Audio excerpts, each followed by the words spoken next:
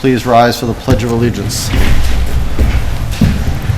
I pledge allegiance to the flag of the United States of America and to the republic for which it stands, one nation, under God, indivisible, with liberty and justice for all. Good evening, everyone. In accordance with the requirements of the open meeting law, please be advised that this meeting is being recorded and broadcast over the Lunenburg Public Access Channel. Do I have any public comment from the board this evening? I do have one. I just wanted to make a brief comment about hoping, through town meeting, we may try again to transfer our permitting authority of earth removal permitting, but in the interim, I want to get that on our agenda, talk more about it. I've been going to Conservation and the Planning Board, and the project that we permitted is still being studied in a variety of ways by the Conservation Commission and the Planning Board, involving things like the fact that it's in an area of critical environmental concern, and things that I wish that we had had the time to go over. And I don't know exactly where my thoughts are on this, but last night the engineer presented, and he has new plans where he said he added the houses of abutters that weren't there. And so I feel like we had incomplete plans, and I continued to study our bylaws, and section, it's 140-7C, required the structures within 200 feet of said limits. And so I'm not sure where to go with it, but I feel like the plans we saw don't even match what was required for in the bylaws. And so I'm just concerned about how swiftly we moved through that hearing. You know, I would agree. Most of our earth permitting has been Keatings and Powell's and people that have long-standing permits, but this was different for us, and I think we were unprepared and don't really have a process. I mean, we permitted the project, but it's clearly not permitted yet because planning and conservation has concerns. So what does it mean when we permit? Could they go and do it now, or do they have to wait? You know, it's very confusing to me. Yeah, they have to wait for all the things to come through, but the plans we were presented don't match what's required for in our bylaw for earth removal permitting, so I don't know where to go from here in my own mind. So I just wanted to comment about how uncertain I feel, and I don't know if if town council can help or where I need to bring these thoughts, because I don't feel like we had the right information. We need a better process, that's for sure. Again, we approved it based on... But that's just my public comment, and I think we need an agenda item more than a debate. I think we need to improve. Happy to talk about it in depth later. And I asked for an agenda item 2 weeks ago, so hopefully we'll get there. We will put an agenda item. Thank you.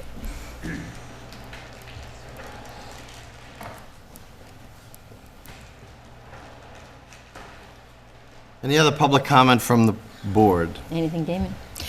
Yes, I would like to let the community know that I will not be seeking re-election in the upcoming town election.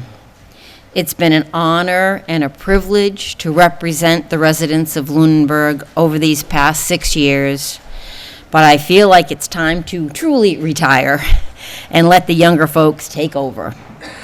I'd like to thank my colleagues on the board, and in particular, who have stepped up to serve our community, in particular Chairman Alonso, who is serving in his 5th term, if I'm right, and continues to do a fantastic job navigating the responsibility of chairing this board. It ain't easy. I'd like to thank the voters who placed their trust in me. I am certainly far from perfect, but I can sincerely say that I took this position very seriously and did the best I could each step of the way. Thank you. And thank you for Thank you, those Phyllis. comments, and thank you for your service. As we get closer to your last day, we'll have more to say, but I just want to say I appreciate your comments there and about your dedication to your job, and I would concur that I never doubted for a moment that you took the job seriously. Thank you. Do you plan to stay in the Stormwater Task Force? I'm wrestling with that pony right now. Any It's other? fun. Well, we wouldn't want to keep you from fun. Any other comments public comment from the board? Public comment from the public. Mr. Passios.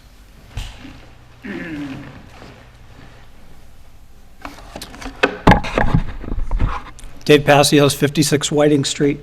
I come before you this evening to just express my concerns in regards to an item that came up, actually first time at the public hearing the Finance Committee public hearing previous to special town meeting, and also on town meeting floor, and that being the fact that it was decided to pass over the article in regards to funding the first year of the collective bargaining agreement with the Patrolmen's Association. Myself and one other member of the Finance Committee questioned that move at that hearing and at town meeting. And I had an opportunity at the MMA conference in Boston a few weeks ago to chat with a different labor attorney in the same office that we employ here in Lunenburg for our labor decisions legal-wise, and he was adamant that we made a mistake. We should not have passed over the article because the funding that was approved in May did not include funding for a collective bargaining agreement that did not exist at that time. Traditionally, funding for anticipated increases due to new collective bargaining agreements goes into the salary reserve account, not into the salary account. And just because you have excess funds available in the salary account due to vacancies, Mass General Law, Chapter 150E, Section 7B clearly states that a vote by the legislative body is required to fund any collective bargaining contract. I spoke very briefly with the town manager this evening. She has contacted that office and is still waiting for an answer back. My concern is that I was told that without the vote at special town meeting, the 3-year collective bargaining agreement stands open for modification in any one of the remaining years of the contract, unless this is rectified. Thank you.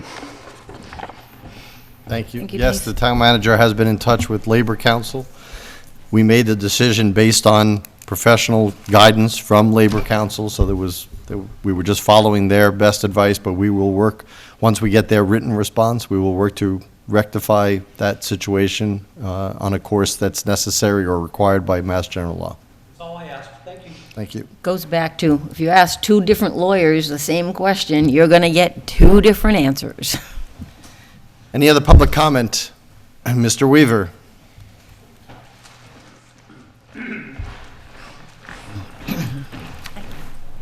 Hi, Steve Weaver, 288 Holman Street. Good evening. First thing, I would like to thank Selectman Phyllis Luck for her contributions to the town of Lunenburg. Deeply appreciated. Second, in my opinion, I don't think it was necessary to make a decision until you have all the facts, unless it is a life and death situation. Being thoughtful, checking resources, and asking questions is never a bad thing.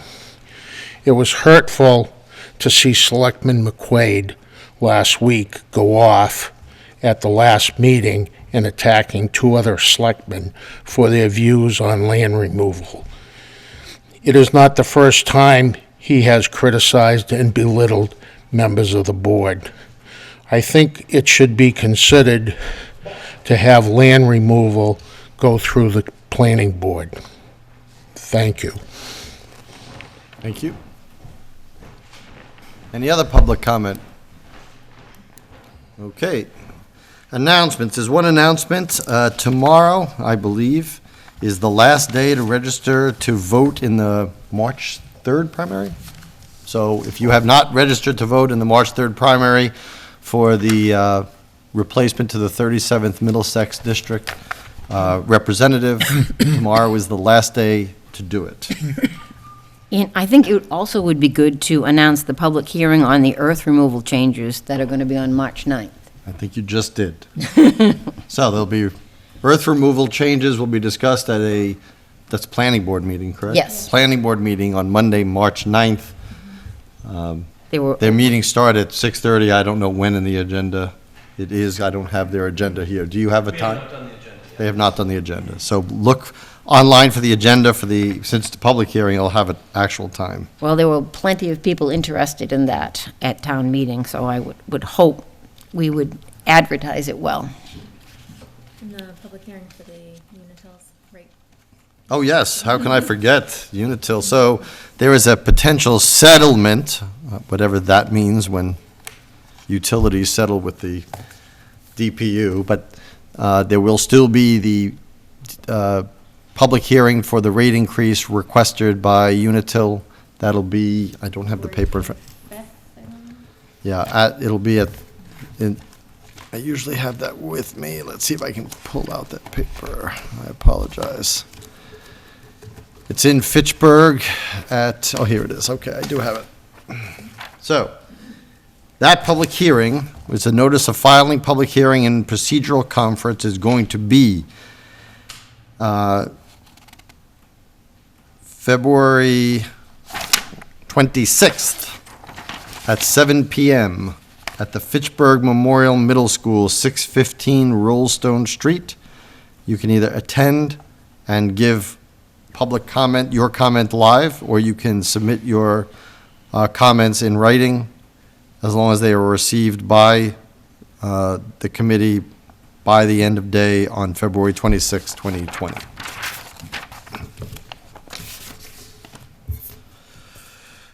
Okay, we're going to skip the appointment for a second, and we're just going to jump to the ratification of the town manager's appointment of the reserve police officer first, since they are both here. Take that out of order. So if the chief...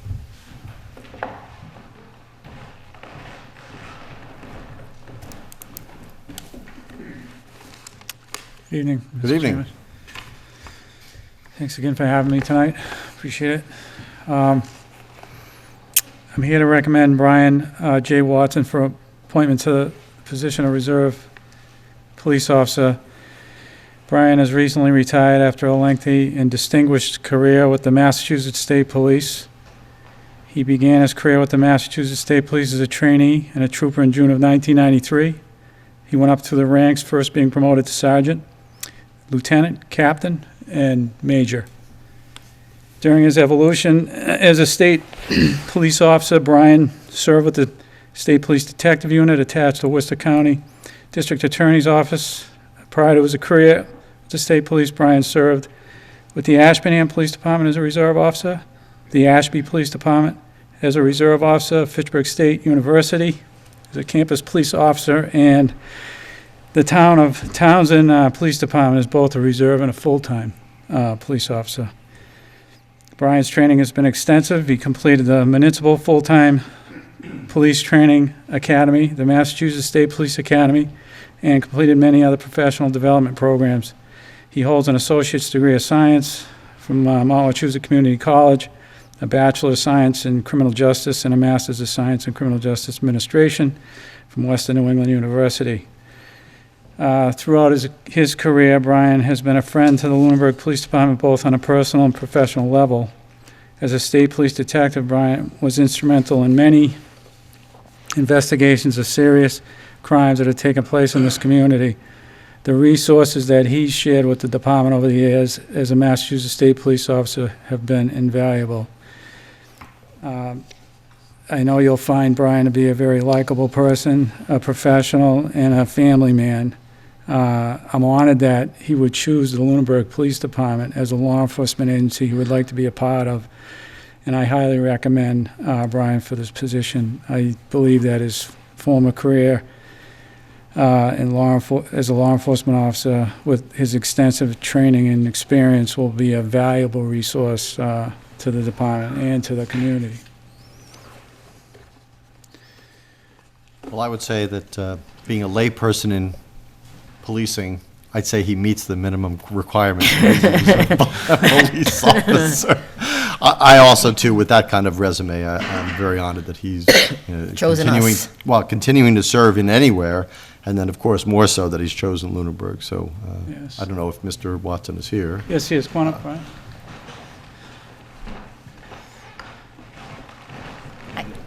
I thank you for even, wanting and continuing your service in this regard, and for choosing Lunenburg. I echo the chief's sentiments in choosing Lunenburg to offer those obviously very extensive background and services. So thank you. Thank you for giving me the opportunity to serve. I cannot speak highly enough of the Lunenburg Police Department throughout my career, working with them side by side, not only in the detective unit, but, officers on the street. We've had a growing relationship for decades, and it's my honor to be able to finish out here. Well, I share that sentiment, but I'm a little biased, so it's nice to hear an outsider say that, so thank you. Any questions for the chief or Mr. Watson? Then I would entertain a motion. All right, I would make a motion that we ratify the town manager's appointment of Reserve Police Officer Brian Watson. Do I have a second? Second. Any further discussion? All those in favor, please say aye. Aye. Opposed? Thank you very much. None? Thank you and welcome aboard. Thank you, sir.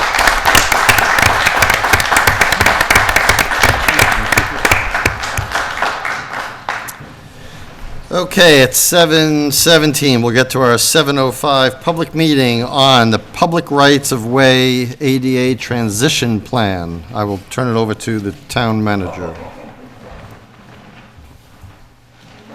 For us, George Snow from Montechusett Regional Planning Commission.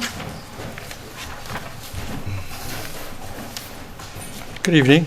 I'm George Snow from the Montechusett Regional Planning Commission. I'm a transportation planner there for 23 years almost. Brief background of this plan. An ADA transition plan provides a community with a plan to improve access for persons with disabilities to all its programs, activities, and services, which includes public rights of way. In 2018, the MRPC conducted a survey of the communities in the Montechusett region to inquire about the status of their ADA transition plans in our communities.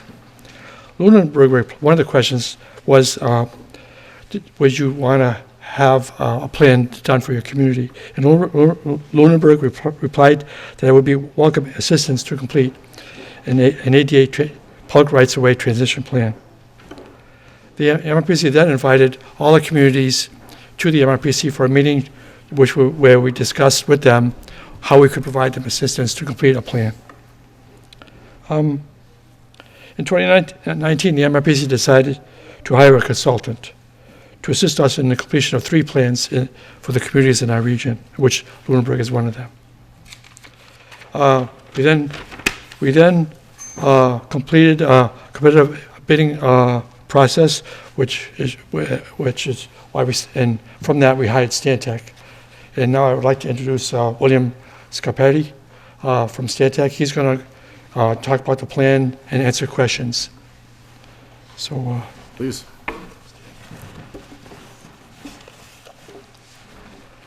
thank you. Thank you.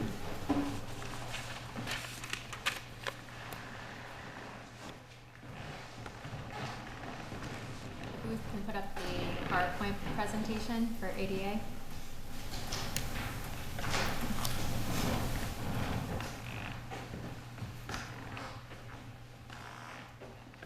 Thank you.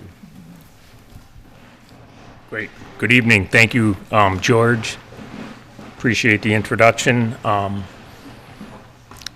a quick agenda slide here. I'm just going to point. Yep. Okay. So I'm going to spend the next 20 minutes or so just going through the first 3 or 4 points here identified, and then open it up to questions. Trying to keep it short, get to the point. So why does Lunenburg have to address accessibility? Federal state law requires the town of Lunenburg to provide persons with disabilities an equal effective opportunity to participate in and benefit from the town's services, activities, and programs. It includes things like being able to come to attend tonight's meeting, having equal access to the information, the report, the materials.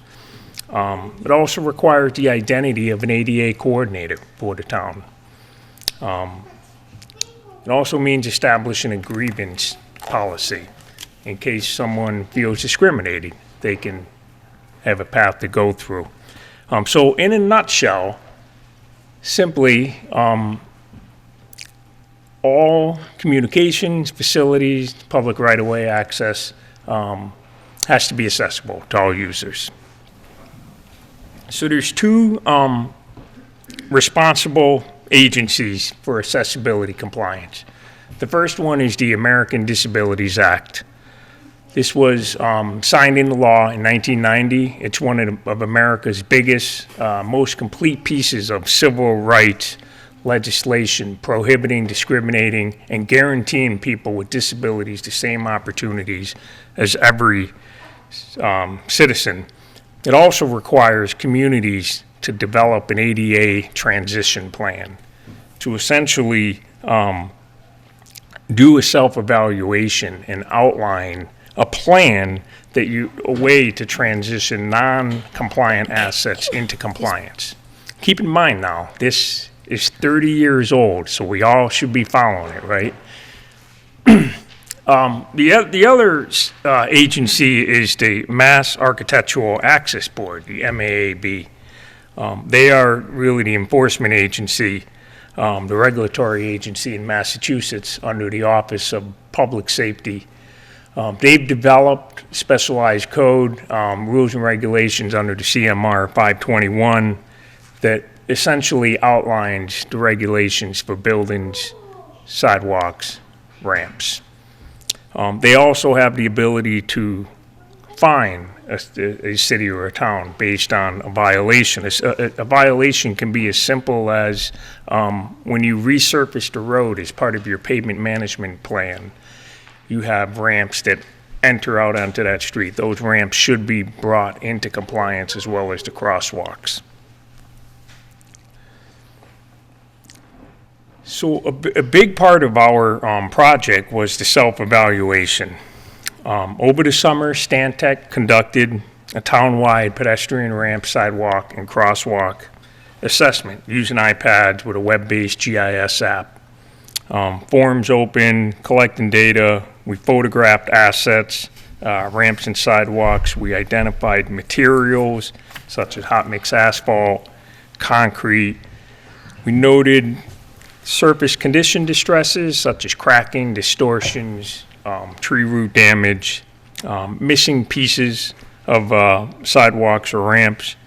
We also noted the most obvious types of deficiencies. For example, you would have a crosswalk out in the street guiding people out to the street, but then that crosswalk goes to a curb. There's no curb cut to get up onto the sidewalk. We also looked at whether the crosswalk existed, the alignment of the pavement markings. We measured different attributes on the ramps and sidewalks using a 2-foot smart level. So we looked at different slopes. And then we took all this information and we put it into a GIS database to kind of develop a repair priority strategy. We then calculated what we call the network priority rank and an NPR value for each asset. So it's essentially the score or the comparative merit of repairing one ramp over another ramp.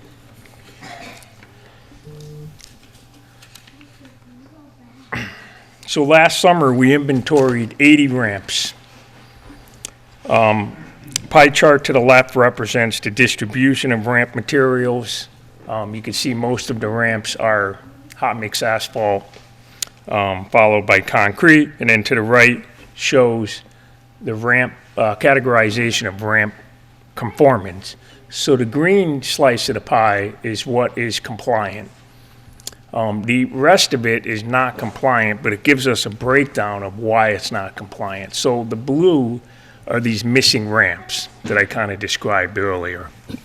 The purple slice of the pie are missing landings. So when we come up onto a ramp and get on top of the sidewalk, we want a level landing such if we were in a wheelchair, we would be able to rotate and transverse down the sidewalk. The red part of the pie is slope compliancy. So there's a lot of requirements, strict requirements, that the ramps not be too steep and level, and, you know, there's right tolerances to it. So that's that part of the compliancy. So we determined that approximately 76% of the ramps do not comply with ADA MAAB regulations. 76 or 70? 76%. Well, how come 30% is compliant? The 30% is, I'm just confused. yeah. I can check into that. There might be a typo. I have to look at the report. Okay. Yeah. And, you know, I had one more question. You know, in the networking priority ranking, do you have a chart that shows the priority ranking for ramps? We do. Great. We do.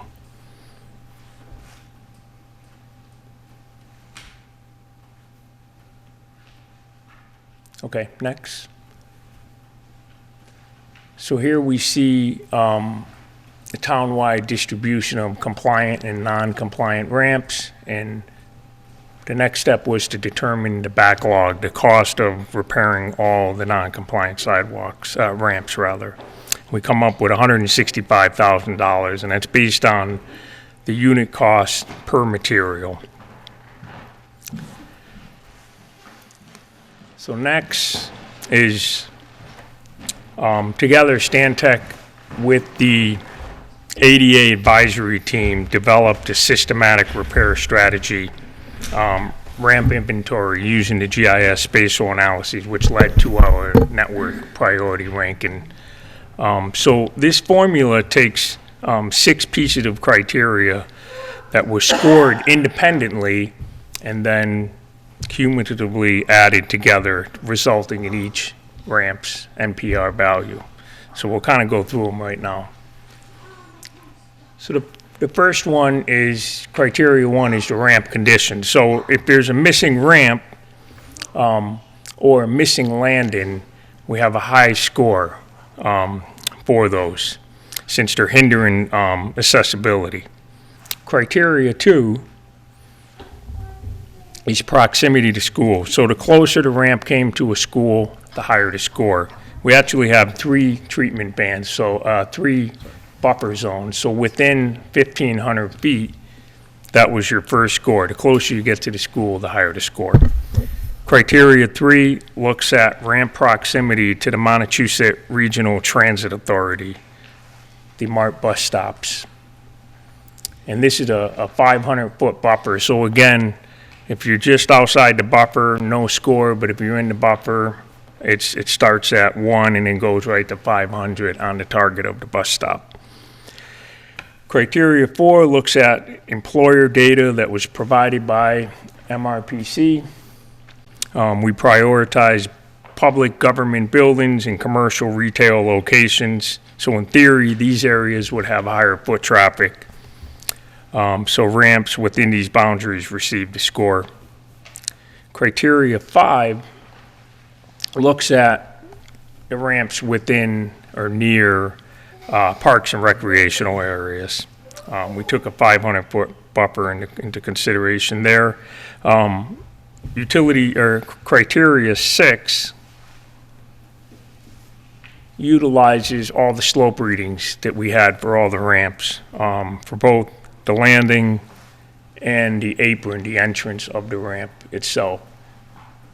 So if it was close, a little off, there was a deduction, but if it was really steep, there was a higher score deduction. So here's just a quick spatial overlay. So we compiled all the scores, and then we developed the next map here, which kind of gives us the ranking of low, medium, and high. So red is high priority. So moving on to sidewalks, we also assessed 8.1 miles of sidewalks, identified 410 points of distresses, hazards, or some type of obstruction on the sidewalk. So the pie chart just simply represents the material. So most of the sidewalks in town are bituminous concrete, or what we call hot mix asphalt. We then calculated what we call a sidewalk condition index, or an SCI. It's on a 0 to 100 scale. Basically gives us an indication of the sidewalk damage. It's based on the visual condition assessment. So there's 3 treatment bands. One is do nothing, so anything from 100 to 80, kind of monitor. Relatively new. Localized repairs from 79 to 50, and then 49 to 0 is full replacement, full reconstruction. And the next slide just kind of gives us some quick examples of what these look like. If can I ask this, just because this is where people get confused. So the NPR value, the higher it is, the worse it is, but this index, the higher it is, the better it is. Correct. Does anybody think that's confusing? Okay. I don't. Okay, fair enough. Yep. I look at this data all the time, but yeah, NPR is the prioritization score. So the higher the score, you want to focus on that asset. The SCI, or Sidewalk Condition Index, the higher the score, the better it is. Low priority. Yep.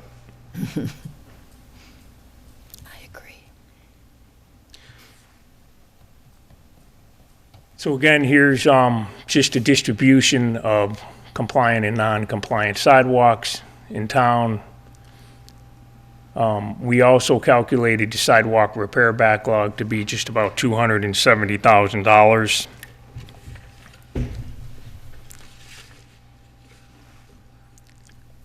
So the SCI score, which we just talked about, is a good number. It's an 80.6. It puts Lunenburg right at the bottom of that do-nothing band. However, there's about 30% of the sidewalks that need to be replaced based on the physical condition of the sidewalk. But more importantly, about 79% of the sidewalks don't comply with ADA, MAAB. So there's, whether the slope may be off, it doesn't have the right width, there could be an obstruction, but the material's fine. Can they be altered then, rather than replaced? Absolutely. Okay. Yep. So the last step of the project was to put forth a transition schedule to remove the barriers. In this case, so again, based on the sidewalks scores, we also developed an NPR, a prioritization number for the sidewalks to help schedule and sort those those repairs. Looking at 4 pieces of criteria. And these are the low, medium, and high scores for the sidewalks. So again, some of these repairs are localized repairs. Some require a little more extensive work. So the last part was to put forth the transition schedule to remove barriers. In this case, it was the ramps. So based on Lunenburg's backlog of 165,000, the ADA advisory team thought it was reasonable to put together a 5-year transition plan to essentially bring all the ramps into compliance by 2025. This work would require approximately $35,000 annually. In a similar fashion, we also put together a sidewalk schedule that's also a part of the report in the back of the appendix. So the town should allocate $35,000 for 5 years to reconstruct 10 to 12 ramps annually, starting with the highest priority ramps. That's identified in Appendix C. 2, the town should plan to allocate about $27,000 a year for the removal of barriers on sidewalks that are hindering accessibility. This is not a budget to rebuild the sidewalks, but to remove the severest distresses and obstructions. If additional funding comes available, then certainly entertain full sidewalk reconstruction of existing sidewalks and new sidewalks. Number 3, all new construction ramps all should adhere to the latest construction standards as noted in Appendix C. Pretty straightforward. And then lastly, as you're reconstructing the ramps and following the transition plan, you need to keep the books up to date. So in other words, that means updating your inspection records. Making sure that, now that you went from a non-compliant slope to a compliant slope, what is that number, recording that into your GIS database. It's not as simple as just checking off a box and saying, yep, it's compliant. We're involved in a couple of audits by Federal Highway and others, and a lot of, community had a good intent, has the money, doing the right thing, but the bookkeeping wasn't right. So this is a living document. So, anytime you want to track and manage the performance of your plan. And with that, I'll open it up to questions and comments. Questions from the board? First, I want to thank you and MRPC for assisting and providing this report to us. It's very good information, gives a solid background, great analysis of the strategies that we need to employ and the evaluation process, so thank you for all that. And You're welcome. So the network priority ranking, its purpose is to say which ones you do first? Correct. You do them all, but do it in this order. Right, you have so much money you can spend, what's the best order to address them, yes. Okay. So everything needs to be done, but you can parcel it out over 5 years and hit the highest priority first. Correct. Thank you. Now, you just looked at existing sidewalks and ramps, right? They didn't think about anything about like, oh, gee, we really need a sidewalk here or there. That wasn't considered. Correct. We did, MRPC issued a survey that, I forget the number of respondents, it's also a part of the appendix, but in that survey, there were a lot of requests for new sidewalks. We did map them out. We did come up with some budgetary figures. They're not a part of this report, but the advisory team has that data and information. Should the town want to embark on that, but as part of the ADA transition plan, we're trying to transition what we have into compliance. That's the main goal of the plan and the schedule. One thing I noticed when I was looking at the priority ranking, the Whalum area was like in year 4 or 5, and that surprised me that, again, Whalum was sort of at the bottom of the barrel. I think because they don't have sidewalks. No, but there was a lot of things in the Whalum area listed, but way down on the listing. I mean, like Houghton Mills Road was ahead of anything in Whalum. Yeah, that's For odd. example. Yeah. That surprised me. So I guess I'm not sure how the priority ranking Yeah. was If we go to the slide that had all the colors, all the layers put out, it was probably middle of the presentation. I'm not sure of the area you're referring to, but I think a quick glance at that will kind of. Well, what I looked at this afternoon was all the priority ranking for sidewalks.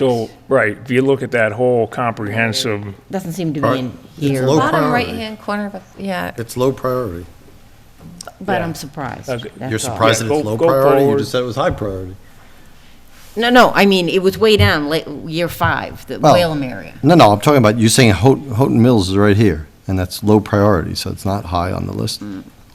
This is the priority sidewalk repair. I looked at the what was written. I didn't have this afternoon. Okay. Or I didn't, Well, I don't that's think what I the had gentleman- access okay. to it. Well, that's what the gentleman was Houghton's suggesting. Mill is just a cul-de-sac where like sidewalks are probably mandated when they went in.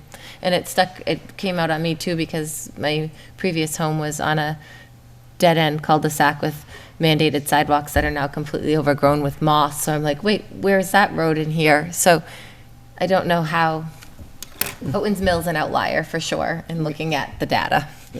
Because it's just a dead-end cul-de-sac neighborhood with sidewalks. Sure. With no connectivity to anything else. Okay, right. And there's No, there's know there plenty was of that other one in examples the- of yeah, those. bottom left there. Bottom right. Yeah, bottom right, sorry, yep. That's okay. Somebody from Houghton's Mill must have answered the survey. Yeah. That's right, there's no connectivity and, right. It's random because I can think of other cul-de-sacs that have the same circumstances with dilapidated sidewalks, but didn't make it to this. Right. It just surprised me. I have a question with dollars per square foot. So there's a couple different materials that show up in the report, and I think the price is based on replacing like for like. But where some materials are more expensive than others, is there a cost savings to converting to a less expensive? I don't know a lot about the surfaces, but the $15 per square foot is the one you list as PCC, which is the pituitary. Portland cement concrete. And then there's the HMA, $7 a square foot. Hot In mix the chart asphalt. where all the pricing is, Right. and it shows it as $2,500 for replacement, $3,800. In terms of that, would we save money by using the material that's $7 per square foot versus the 15? And why isn't that put into basically in terms of the chart that's created with the cost potential, why not give a cost with it depending upon material used? Because the cost could change if you Sure. replaced with a different material. Right. So we were, part of our self-evaluation was 2 other communities. Those communities had brick, cobblestone, special pavers, so we provided a comprehensive list in this report. It's ultimately up to the town what material they put back. I will say though, with ramps, it's smart to put it back in concrete. Since the slope requirements are so stringent, you're able to better form and screed to those tolerances as opposed to using the hot mix asphalt, which is the least expensive but difficult to form and work with. Okay. And doesn't last as long. Right, the longevity And is it the other doesn't, one. right. Right, exactly. There's certainly a service life to each material as well. But the estimates were like for like, is that what you're saying? The Question? cost estimates that you gave were replacing the ramps like for like, or was that you assuming concrete for all of them? That was like materials. Yep. Also, we may prefer to use concrete for ramps that are now bituminous. I would think so. Well, But that's- again, that would be Right. more money. But his estimate, just for the purposes of the report, are replacing like for like. Replacing kind. Obviously, we have the ability to make decisions of changing Right. either direction depending on all the other factors that were just discussed. Correct. Any other questions from the board? Mr. Weaver, you had a question.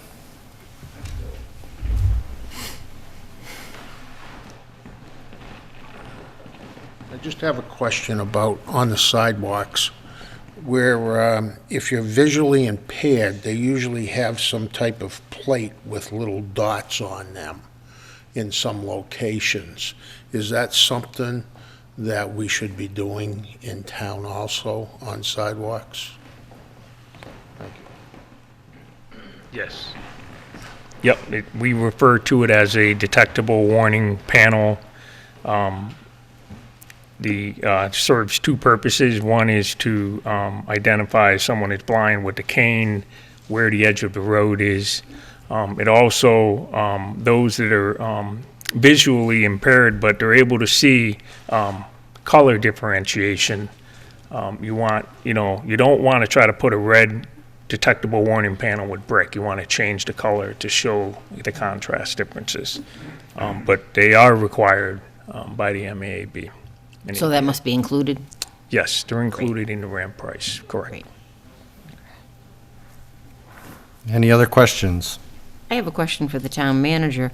Who is going to be the custodian of maintenance and upkeep of sidewalk and ramp GIS layer? GIS.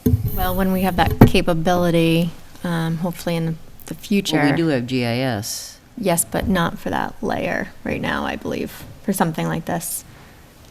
But we're looking into that, adding that on to a feature that we can have that data available. Is it required to have that data available for ADA compliance?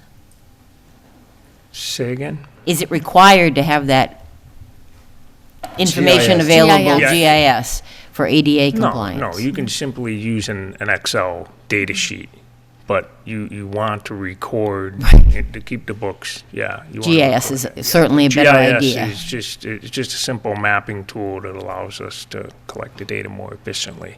But you don't need GIS to maintain that data. Right now, do we contract to get that done?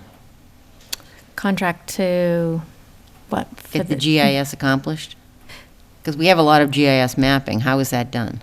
We use CAI for our GIS vendor, and we're looking into, but it's primarily used for the assessor's office for their property cards.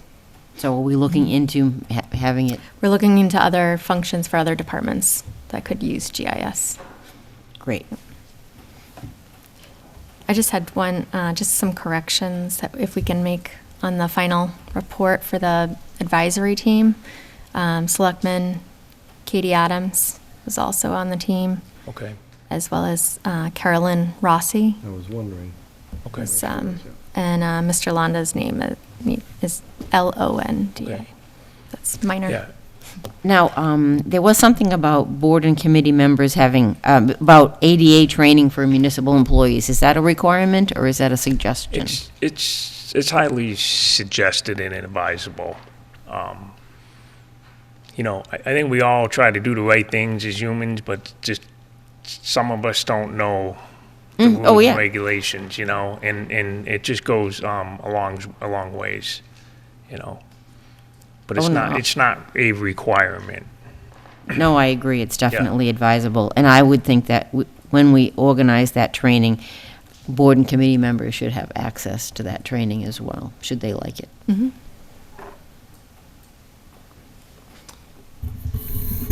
Anybody else? Again, I want to thank you for your presentation, both of you, for doing the report. This is excellent data, and I think we're going to see it in effect in the next item, in the next few minutes, as we see the budget presentation. Thank you both very much. You're welcome. Town manager report. Announcement of existing vacancies.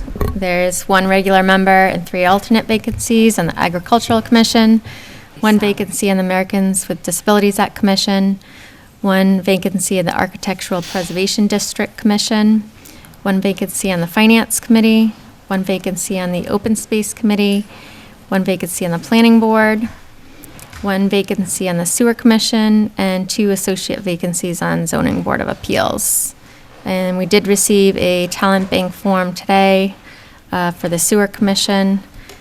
So that was sent along to the sewer business manager to bring to their attention to see if it can be scheduled for next week. So- And talent bank forms can be obtained on the town website or in the Board of Selectmen's office. Now, speaking about town website, can this report be available on the town website? I can try to do that, add that to the list. Well, I would just ask it, and she can put it up there. Okay. All right. Municipal Vulnerability Preparedness Planning Grant. In November, I had reported that we were applying for the Municipal Vulnerability Preparedness Planning Grant, which provides support for cities and towns to plan for climate change and implement key adaptation actions for resiliency. The grant awards were announced this week, and we were one of the 38 towns, actually that was last week they were awarded, 38 towns to receive a MVP planning grant. The planning grant will allow us to complete vulnerability assessments and develop an action-oriented resiliency plan. Communities that complete the MVP program become certified as an MVP community and are eligible for MVP Action Grant funding, which those grants are between $25,000 and $2 million per project. Land Use Director Adam Burney will be the lead on this project with our consulting firm, Comprehensive Environmental Inc., so I want to thank him for stepping up for this challenging role. Thank you, Adam. The Old Primary School Hazardous Materials Survey. The Hazardous Materials Survey was performed on January 30th, and we received the sample results. The gray floor tile, the associated black mastic, the window frame caulk, and the window glazing were all found to contain asbestos, and we should have the written report sometime, hopefully this week. Will that report have a remediation cost? I believe so. Mm-hmm. 867 Rear Leominster Road foreclosure. We received a memorandum today from the treasurer collector that the town received notice from the land court that a judgment was entered in favor of the town to foreclose on 867 Rear Leominster Road. This was a parcel identified in 2018 by the Board of Selectmen to move through a foreclosure process and not sell at a tax title sale auction. The parcel is about 20 acres and has an assessed value of $20,000. DPW roof project is currently out to bid, and bids are due February 25th at 2 p.m. And this project was part of the fiscal 19 capital plan. Upcoming meetings, this Thursday I'll be presenting the FY21 preliminary budget to the Finance Committee at 6:30 in this meeting room. Can I ask Town Manager a question?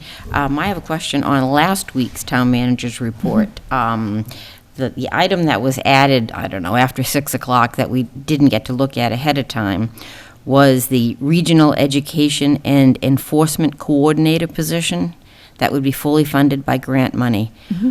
When I look at that, I think, I don't really understand why the Board of Health can't just take care of the whole thing. However, if that's not an option, I would like us to consider contracting this position, because it's going to be, the person is going to be paid for totally with a grant. 3 different communities are going to be involved. So if you contract the work, it seems cleaner, and you don't add someone to your payroll that you end up having to take off. We can look into that. I'm sitting in on a conference call tomorrow, webinar, more about this grant program. So I don't know if that's a possibility, because there are certain requirements to be a contractor versus employee. Well, then maybe if that wasn't a possibility, maybe one of the other towns could do the hiring if contracting is unacceptable. I don't know why Lunenburg would have to take the lead. Yeah, and I didn't say we would take the lead. That hasn't been figured out yet. This is very preliminary. Yeah, but you're exploring hiring this person.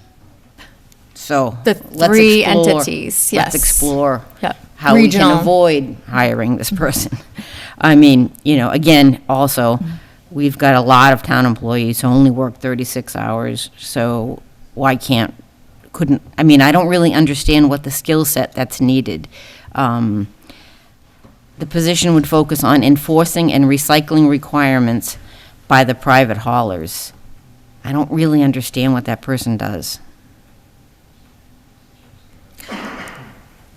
I'll be learning more tomorrow when I sit in on the conference call, so I'll have more information as it develops.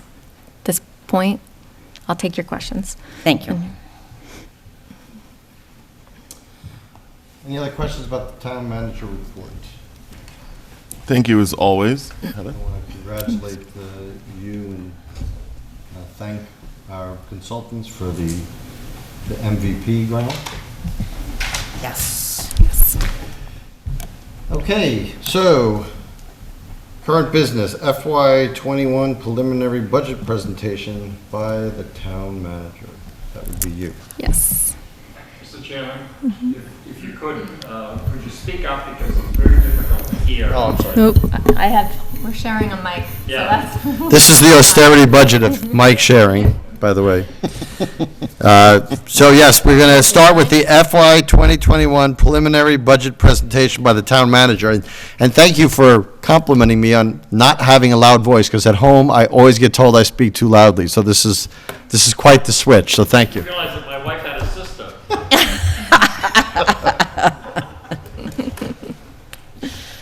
great. Okay. So let's start off with the budget timeline to date. The Finance Committee began budget discussions in July 2019. The Capital Planning Committee began in September 2019 and met with all the departments in November and December of 2019. And target budgets were sent to departments in December and were due back on January 2nd. The Capital Planning Committee finalized their prioritization of the projects for the fiscal 21 plan on January 7th. And I presented the full plan and the financial forecast at the end of January. And tonight, you hear the preliminary budget presentation.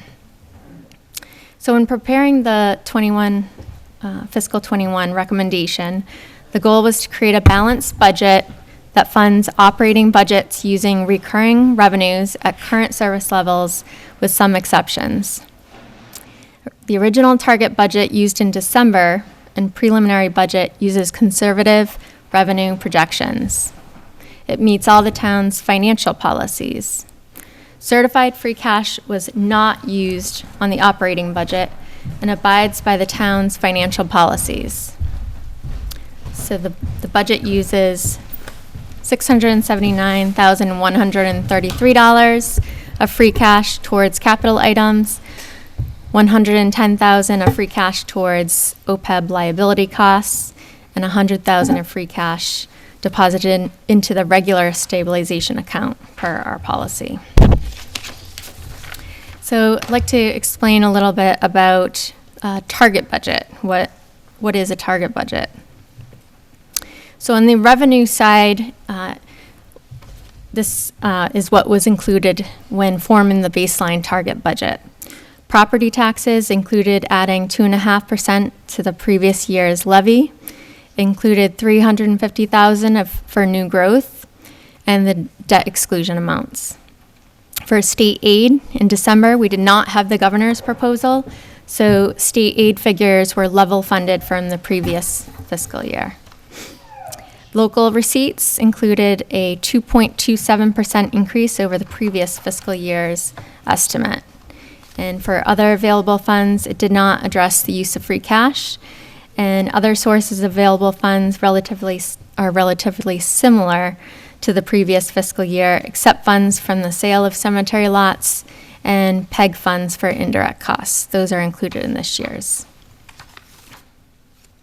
On the expenditure side, we level funded the cherry sheet offsets in state and county charges and choice and charter assessments from the previous year's amounts, because those amounts are identified in the governor's proposal when that comes out.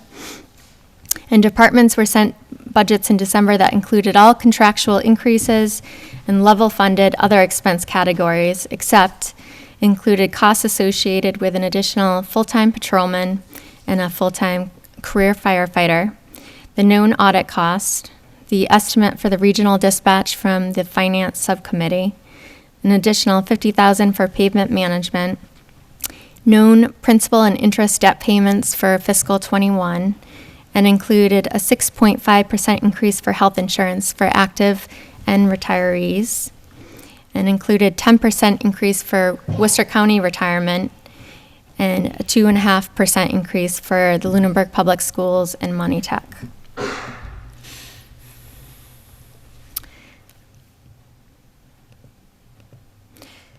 Sorry, lost my spot.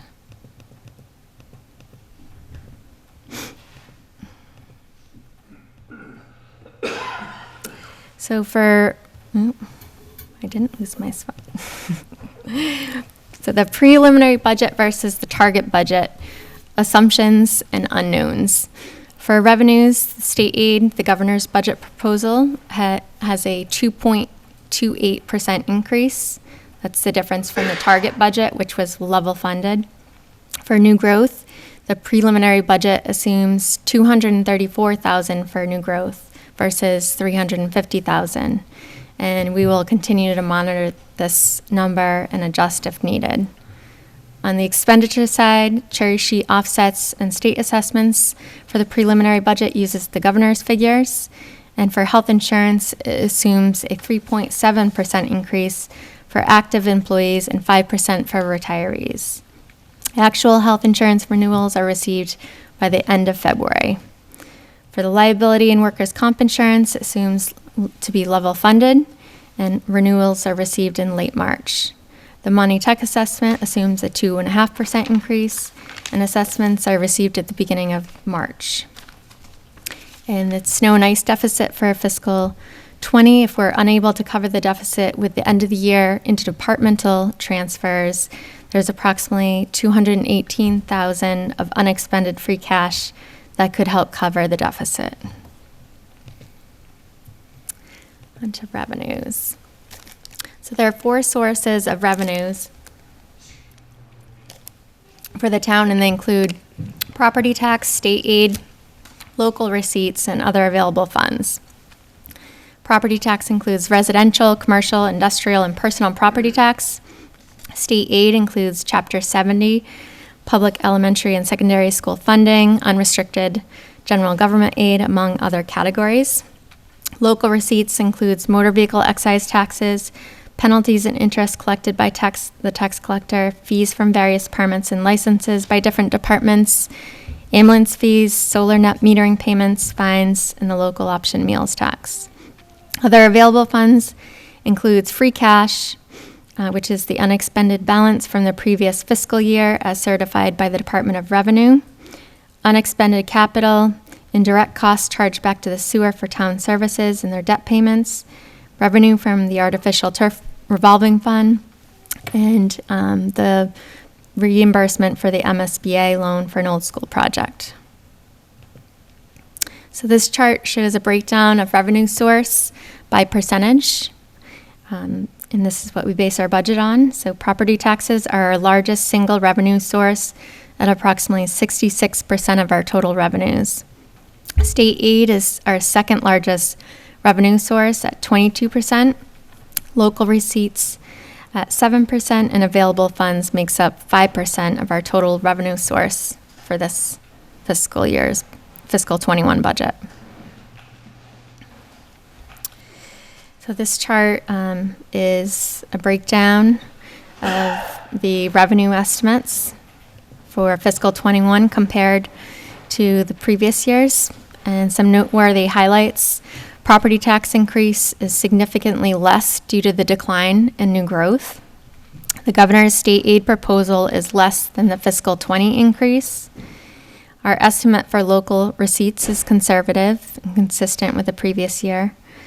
And available funds reflects a significant decrease from the previous year. And as indicated, this fluctuates mainly due to the use of free cash.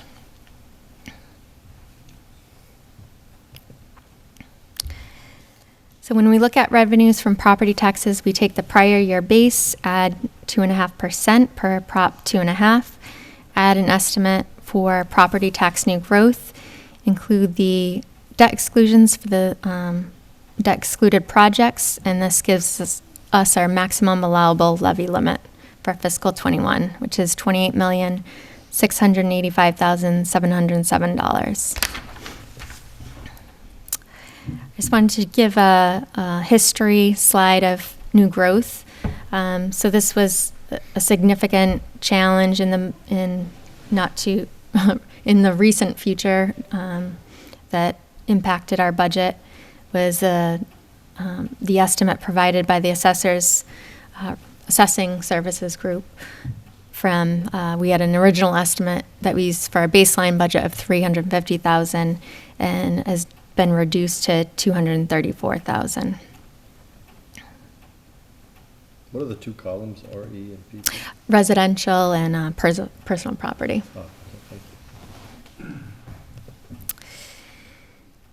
thank you. So for the state aid, this budget recommendation includes the governor's state aid proposal, which was released on January 22nd.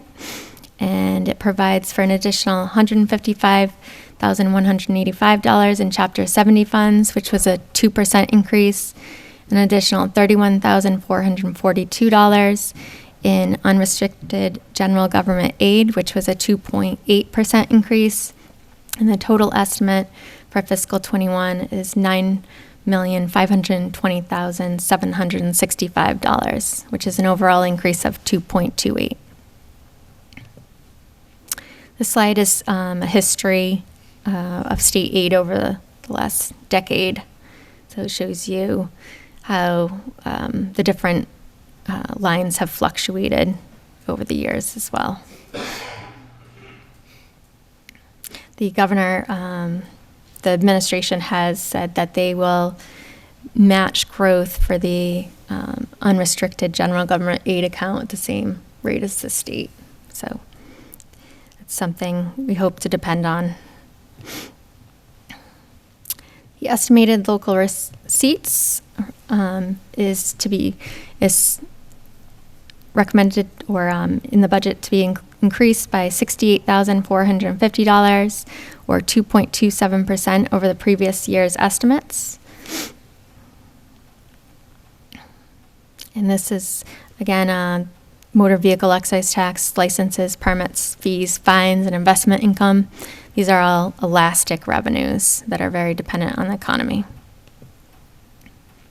This slide is a detail of the actual receipts from fiscal 18 and 19 and estimates used for fiscal 20 and 21. For available funds, the budget uses $889,133 from certified free cash to offset the fiscal 21 capital plan, OPEB, and regular stabilization account. The MSBA reimbursement in the amount of $535,051.19, and the reimbursement and associated debt payment. This will expire in 2023. Also includes all the associated debt service for water and sewer debt, and also covers indirect costs for the sewer enterprise and public access enterprise. And it transfers $46,473 from the artificial turf revolving fund to pay for the associated costs for the artificial turf field. So this slide is just an overview of the amounts that were just discussed for available funds in previous years.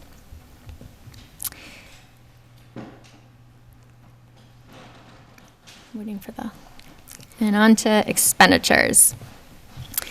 Expenditures are a reflection of the cost of providing a level of services to residents of all ages in our community, to visitors traveling or doing business in Lunenburg, and maintaining or improving our assets. As a town, we provide services to students, we provide health and human services to seniors and veterans, recreational services, and public safety to all. The balance is to provide the best services possible given the available resources, maintain our assets, and put aside funding for anticipated capital into our rainy day fund. Expenditures are divided into functional categories that include general government, central purchasing, police, fire, other protection, DPW, solid waste, health and sanitation, council on aging, veterans, the Lunenburg Public Schools, Monty Tech, the library, debt service, unclassified general government, and retirement assessment. It also includes cherry-sheet off-sheet set charges and state and county charges. Also in the expenditure side is the sewer enterprise, solid waste enterprise, and cable access, all of which are offset by sewer betterments, bag fees, or subscriber fees from Comcast, and the capital requests and other warrant articles that may have a financial impact also are included on the expenditure side, but are proposed to be offset by free cash.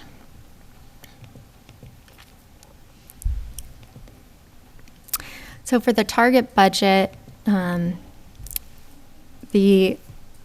I discussed before, it included an additional police officer, a full-time career firefighter, and it also included the regional dispatch estimate, $50,000 for pavement management, a 2.5% increase for Lunenburg Public Schools, a 2.5% for Monty Tech, and a 10% increase for Worcester Regional Retirement, and a 6.5% increase for health insurance.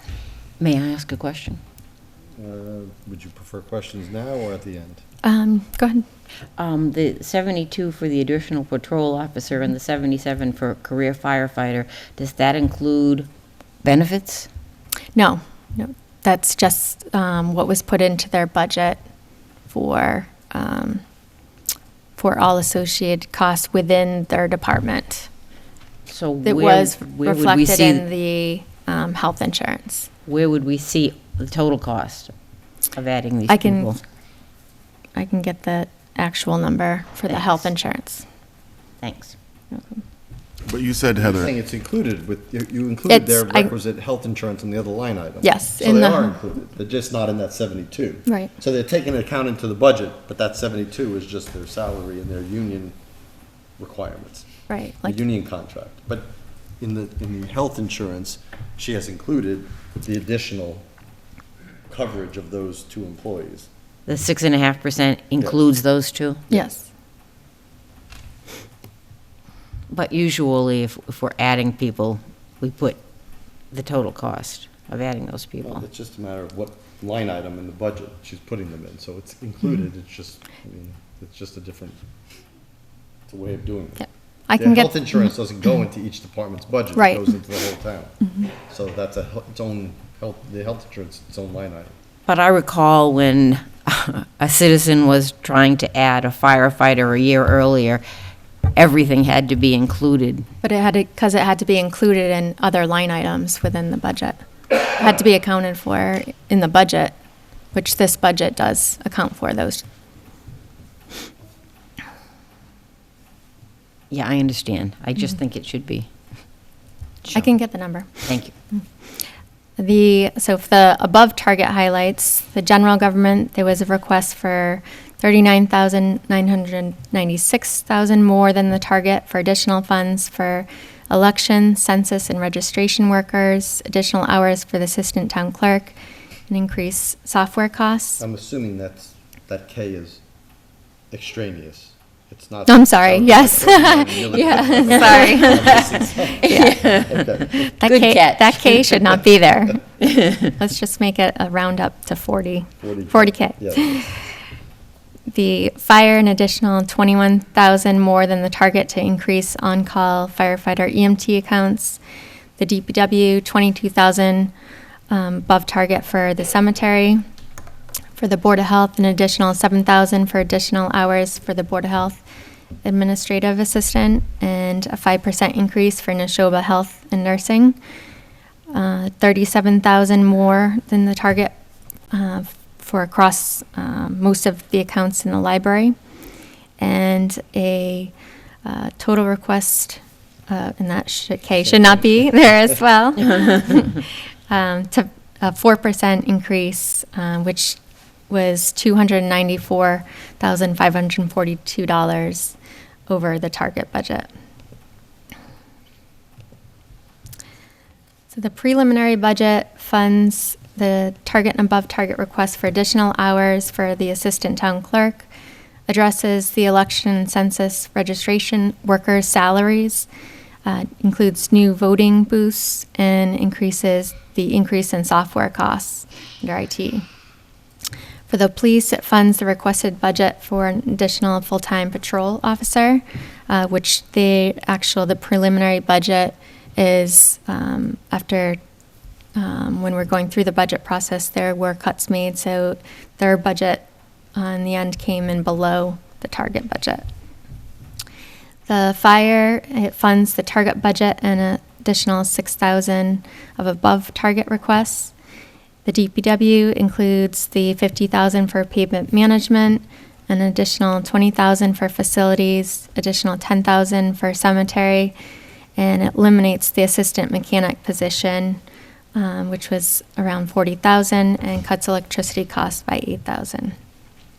The health insurance is currently at a max of 3.7%, or $116,183, and our actual renewal will get at the end of February.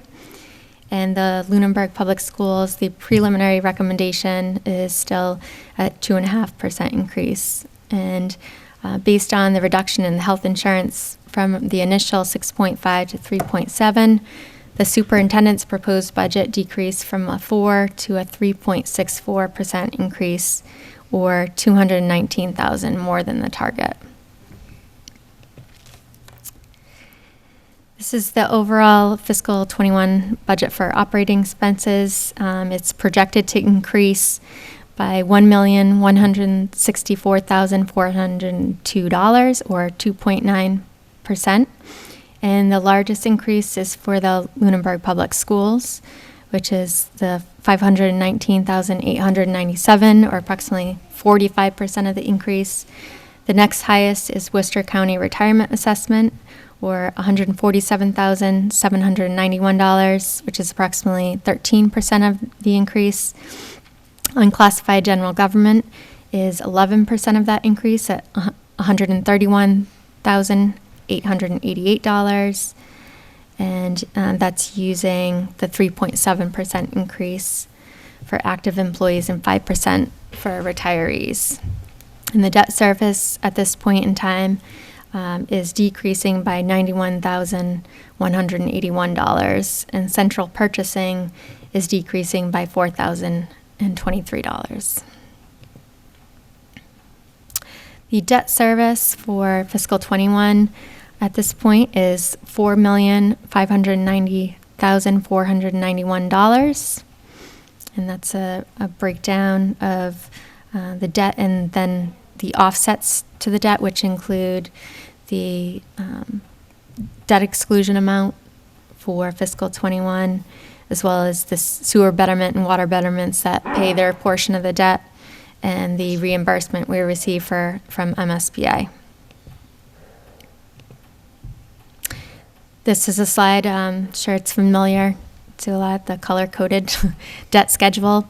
And our, like I said, our total appropriation needed for debt service is $4,590,491.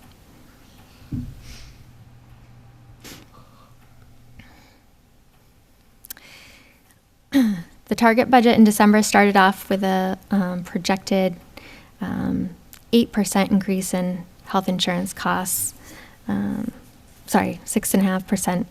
And as you know, it was reduced to the 3.7% increase for active and 5% for retirees. Of that amount, 38% of the health insurance budget is for active town employees.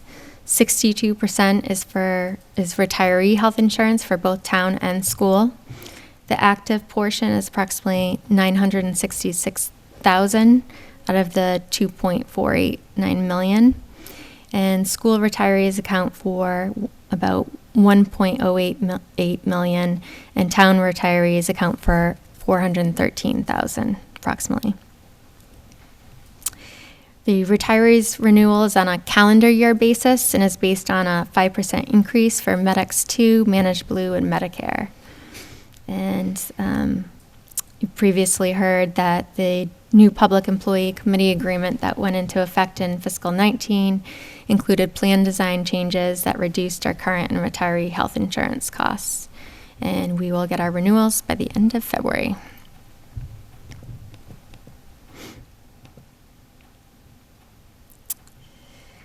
So, sorry, which slide are you on? Expendables. This slide is shows other categories for expenditures, including capital, OPEB, and stabilization. So those amounts broken down. No, it's this slide right here. no, non-appropriated. Sorry, skipped a slide. This slide is for the non-appropriated expenditures for cherry sheet offsets, cherry sheet charges, the overlay, and tax title. And the cherry sheet charges decreased, cherry sheet offsets increased, both from the previous year, and the overlay and tax title amounts are level funded. The tax title amount should be revisited based on the amount requested by the tax collector, which was approximately $26,000. Now on to OPEB and stabilization. These amounts are the designated amounts for the capital articles that will be article in the annual town meeting, as well as depositing funds per the town's policy into the OPEB trust fund, and also into the stabilization fund. The recommendation includes funding for all the priority recommendations made by the Capital Planning Committee, and the Capital Planning Committee received 28 capital projects requests for a total of over $4 million, and the recommendation is to fund 21 of those requests for a total of $1.329 million and some odd dollars. And the preliminary budget includes funding the capital plan with $650,000 from tax revenues and $679,133 from free cash. So to recap, the fiscal 21 budget recommendation reflects requests to increase the staffing levels for certain departments. It includes 1 additional police officer. It reduces payroll and lockup and shift differential accounts by approximately $22,000 from the previous fiscal year. It includes 1 additional career firefighter. It adds 8 hours for the assistant town clerk and 6 hours for the Board of Health administrative assistant. It includes an education and enforcement coordinator position that's entirely funded by grant funds. It includes an additional $50,000 for pavement management. It adds $10,000 for the cemetery, eliminates the assistant town mechanic position, and cuts electricity costs by $8,000, and reallocates these funds by adding $27,000 for the ADA public rights of way funding and an additional $20,000 for facilities. And each of the departments will be meeting with the Finance Committee over the next 2 months if you want to hear more in-depth discussion on their budgets. So to conclude, the governor's proposal for the state aid figures are subject to change. That's the figure that we will use until town meeting. It fully funds all contractual obligations and increased costs for non-personnel and related expenditures.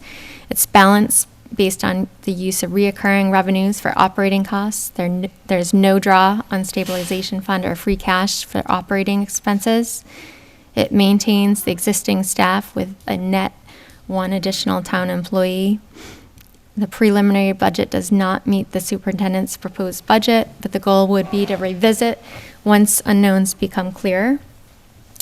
And the recommended budget does not fully meet all the department's needs as requested by the department heads. And the preliminary budget leaves an unallocated balance at this point of $135,000. Now, the existing staff with 1 net additional town employee, is that? Meaning, so we're eliminating a position, and so net it's 1 total. So In we're the adding position? 2. Adding 2. Adding fire and police. Oh, okay. Moving assistant mechanic? Yes. Okay. Thank you. Okay. So looking ahead, there's a couple charts to kind of look ahead at debt. The finance director put together this chart. It shows the town's capacity to add on new debt for the next 5 years, given the town's debt policies. So the highlighted columns are, so we have a policy about regular debt borrowing not exceeding 4% of the budget, and so on, 11% for excludable, and a aggregate of 14 for all. And just so I'm clear, the highlights are annual costs? Yes.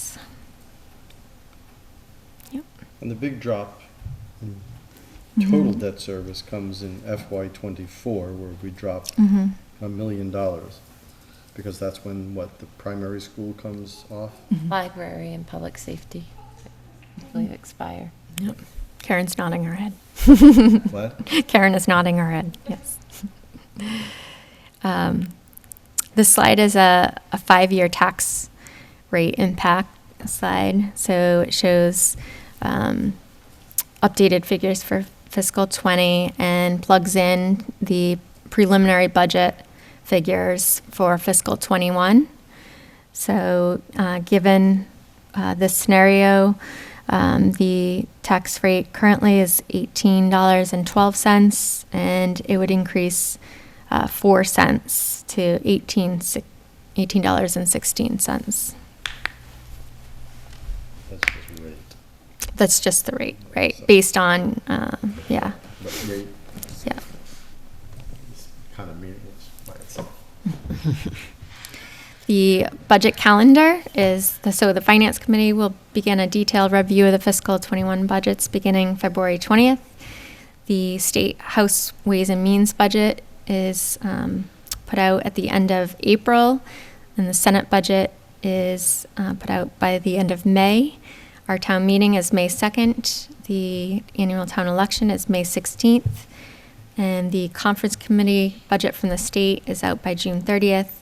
And the state finalizes their budget by July, usually the very end of July. And the last slide is just a slide of all the meeting schedule with all the departments with finance. Oh, great. Excellent. Including Well, thank you this. for a very thorough presentation. I will open it up to the board if they have any questions. And if you missed it, you can come see it again on Thursday. I don't have any questions. I want to also thank Heather. This was, reading it at home, thought this was very thorough. And I had asked you a couple of questions in advance, which you very much so answered in this presentation. I think it's very balanced. Some things I know are not my preference. Council of Aging has a 1% increase.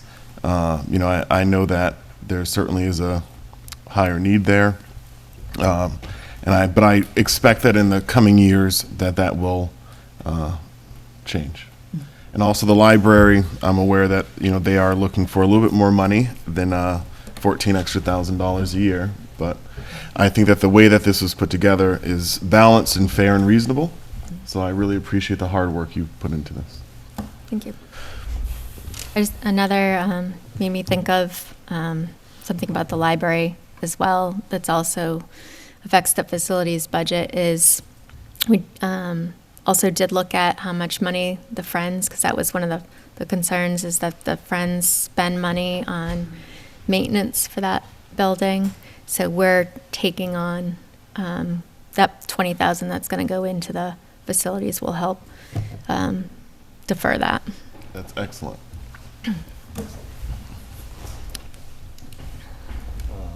Thank you again, and thank the Finance Director for helping prepare this. Okay, signing the March 3rd, 2020 primary election warrants.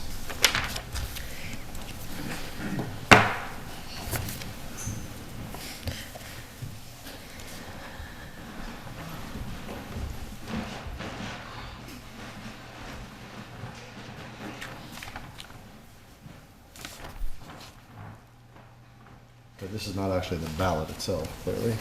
It's just a notice of intent, right? Oh. There's no names on here, so this is the ballot. So it's just basically saying that we have to warn the inhabitants of the town, okay? We're signing all of these? Oh, here. Oh, there they are.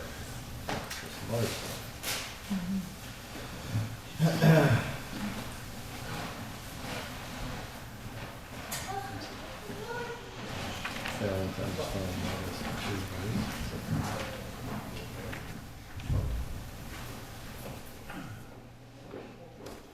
These are local, and these are state. Looks good. All right.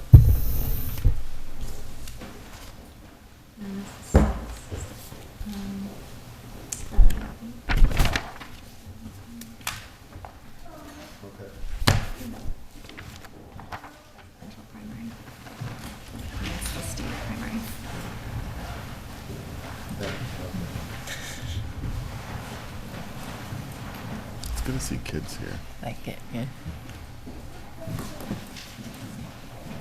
They're so well behaved.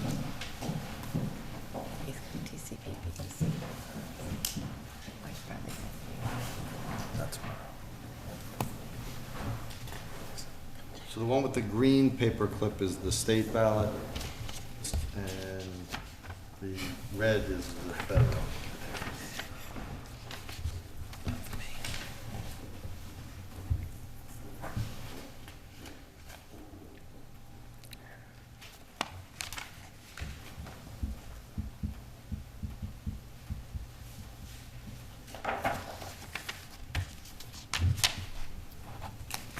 We can also discuss going to a caucus system, which I've heard works really well. Iowa's a good example. That would be Okay, these awful. are making their way down. I think there's lots of copies, 5 copies at least each. So. While those are going down, minutes.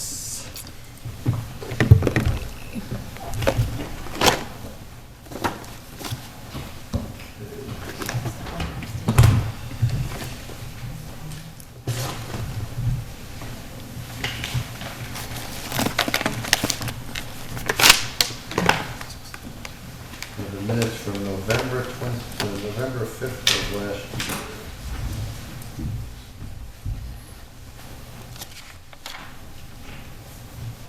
And October 29th of last year, that was the symposium. that was the symposium. Sorry. There are really no minutes, but it's just the presentations. Keep those with that. Okay. Okay, warrants, accounts payable in the amount of $298,993.19.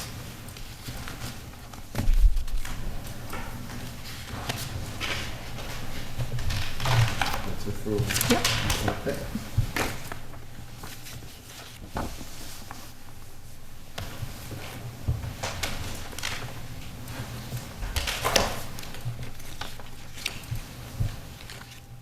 Does anybody have any action file issues?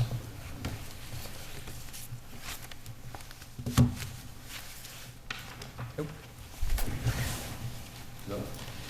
Okay. Does anybody have any committee reports? I do. Do you have any? No.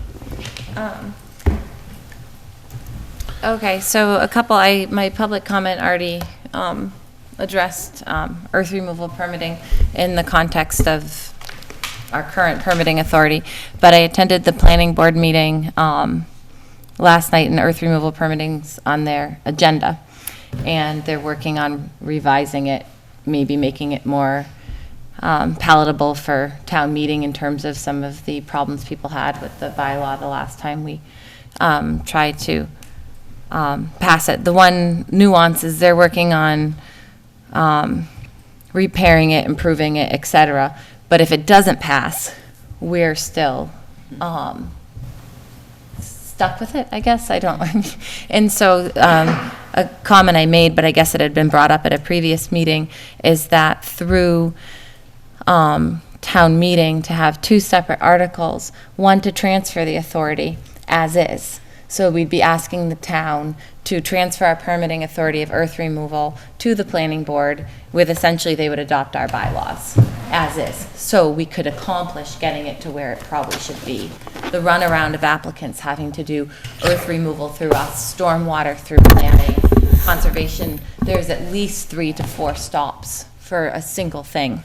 And I think it would really help both the applicants and the abutters of a project, whatever side of it you're on. If you can consolidate where it's occurring, it's a better outcome for everybody, and for information gathering, everything. It's just, so one warrant article, I think the hope is to say, can we please give the permitting authority to the planning board? Then, as a separate article, here's revised bylaws. That way, if the crowd doesn't like the bylaw changes, we can hopefully at least accomplish moving the permitting authority as is. Were they amenable to that? I think the thing that they, that at least one person mentioned was, we currently are supposed to have a permit for moving 10 cubic yards, which we don't enforce, and that they would feel uncomfortable having it because they would feel they should enforce it. Therefore, that's why I'm become concerned about earth removal permitting, because we don't even do it correctly.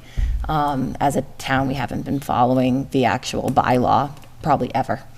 And so either way, it's a project that if it doesn't get moved, it needs to be worked on. If we keep it, we need to work on it and enforce it. I mean, 10 cubic yards is so small, but anyway, so that's something, I think there was a request maybe for another reason to have a joint meeting, but there's certainly a different grouping of things that we should communicate about.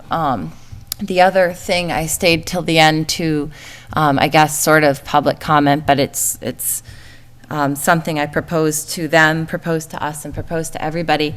I would like to put on this spring's warrant for town meeting, the marijuana articles, and I would like to put on our ballot the marijuana questions for prohibition that we had intended to offer the town the opportunity to weigh in on that. Because of a clerical error with the town manager, we lost the opportunity to have the ballot questions and sort of had to navigate the warrant articles at town meeting. So I would like to propose that we revisit that. We didn't revisit it at the time because you need an election with certain circumstances, and I think this spring we could just resubmit the warrant articles and put the ballot questions back on and give the town the opportunity that they lost last year. When I brought that up at the planning board, they said, well, the ballot questions, or, I mean, we're responsible for putting the questions on the ballot, and so they were curious to hear what we thought of it.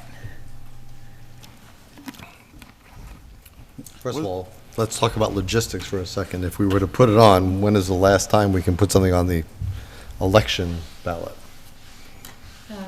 It will be similar to the closing of the warrant, because it has to be printed in the annual town meeting booklet that gets sent out to all the households, because the election ballot is printed in. Is that like March 16th or something? It closes, so we have time. So I guess what I propose is maybe we put this on as an agenda item.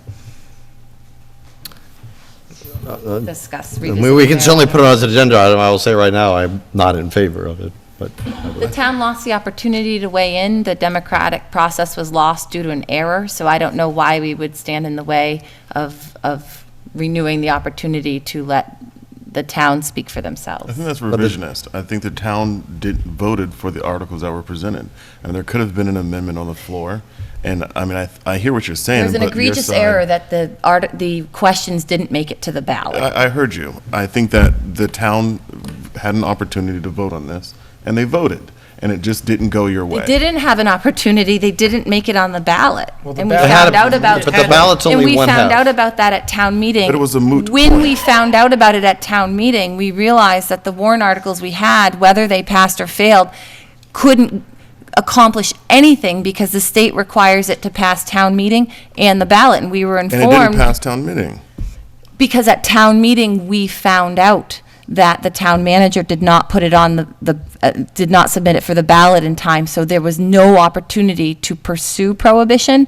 And so at town meeting, This board we could have called made- a special election. We could have, to Well, remedy instead this. of It calling a didn't pass special town election, meeting. which costs money, I'm just asking why not let the democratic process work this spring and put the articles and the ballot questions back where they were intended to be in the first place? Okay, we can put this on an agenda item.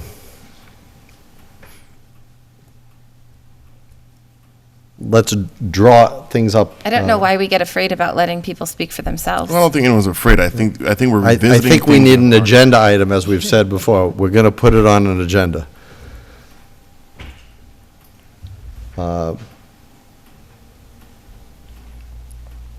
So when is the last day we have to vote on it? We should make sure we have the questions ready.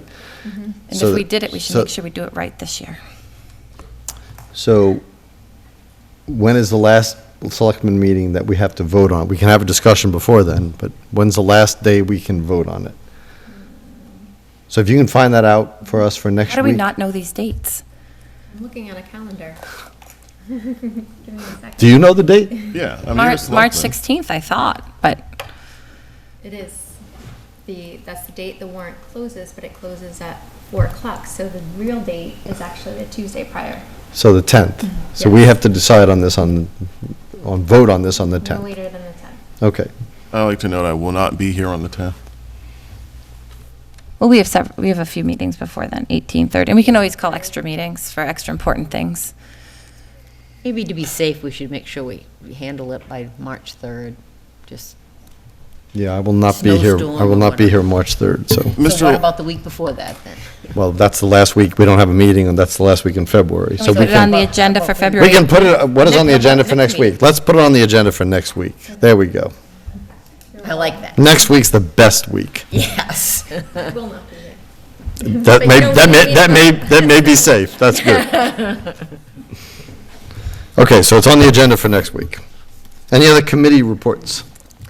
As my committee report, I'd like to address the comments that were made at the last Board of Selectmen meeting that I feel seriously devalued the contribution of board and committee member volunteers. Over the week, I reflected on that lambasting of these folks, and I feel it just wasn't right. Okay, is this a committee report, or is this public comment? Because it sounds very much like public comment. All right, I'll wait and I'll do it Okay. as public comment. Thank you.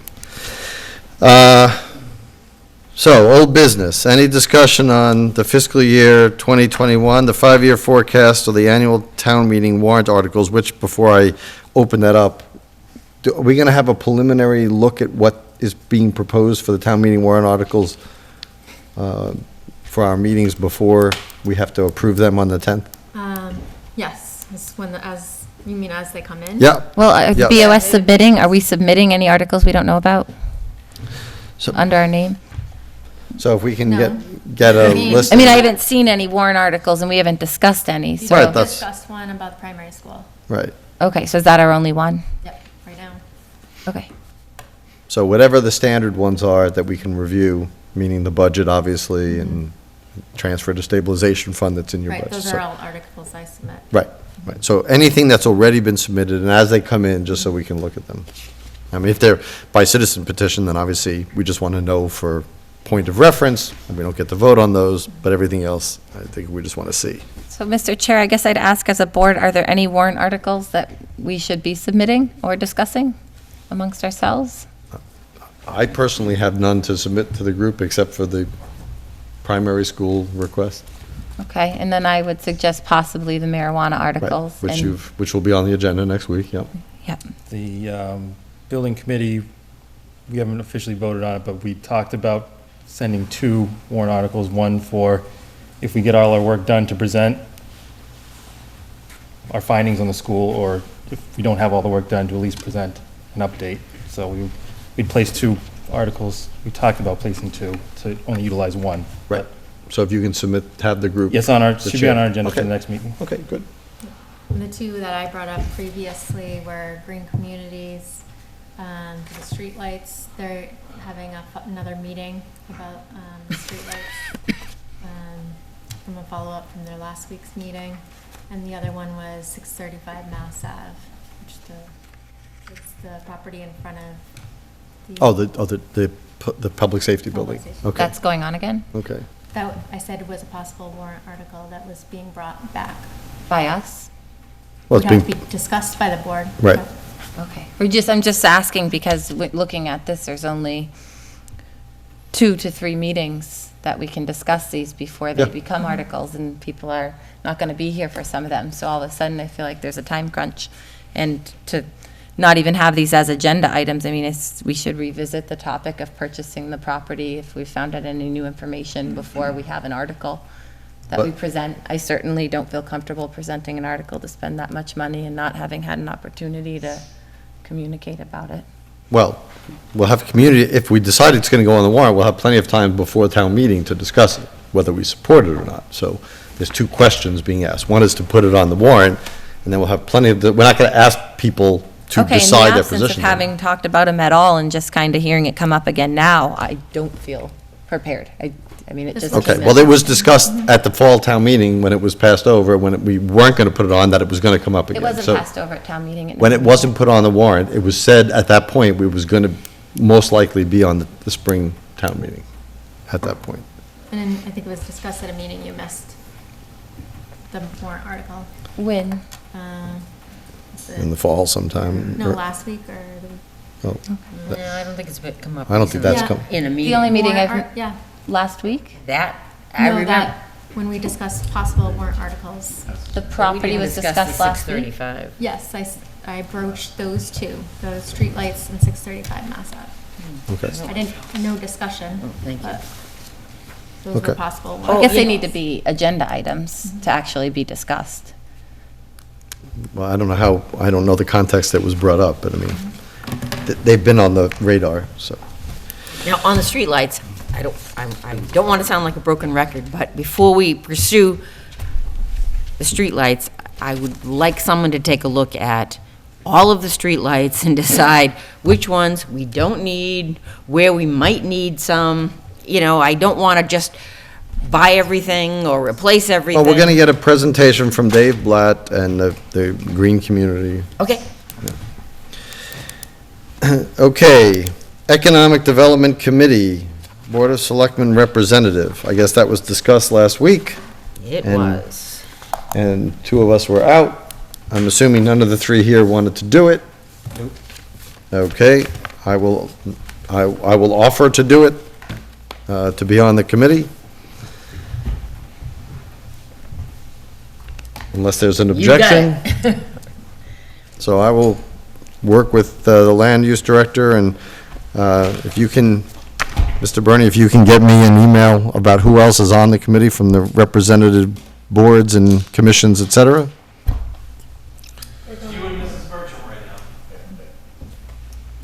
And how many are asked to be on it? I mean, Five Five. regular and, okay, well, the ex officio members they're already on it. Good for them. All right, so, yeah, you're an ex officio. so there's, Here it is. we haven't even, Who's organizing the committee now? Because we, the planning board, and what is the charge? It's in the Google Drive from the previous. the mission is, the committee is committed to promote business development that will enhance the character, culture, and commerce in Lunenburg. The committee shall investigate current economic conditions to provide advice to town departments on economic development policy, meet and work with current Lunenburg businesses and prospective businesses, coordinate its activities with the appropriate town boards and commissions, and work cooperatively with businesses and state agencies to retain, develop, and promote businesses in Lunenburg. That is the mission.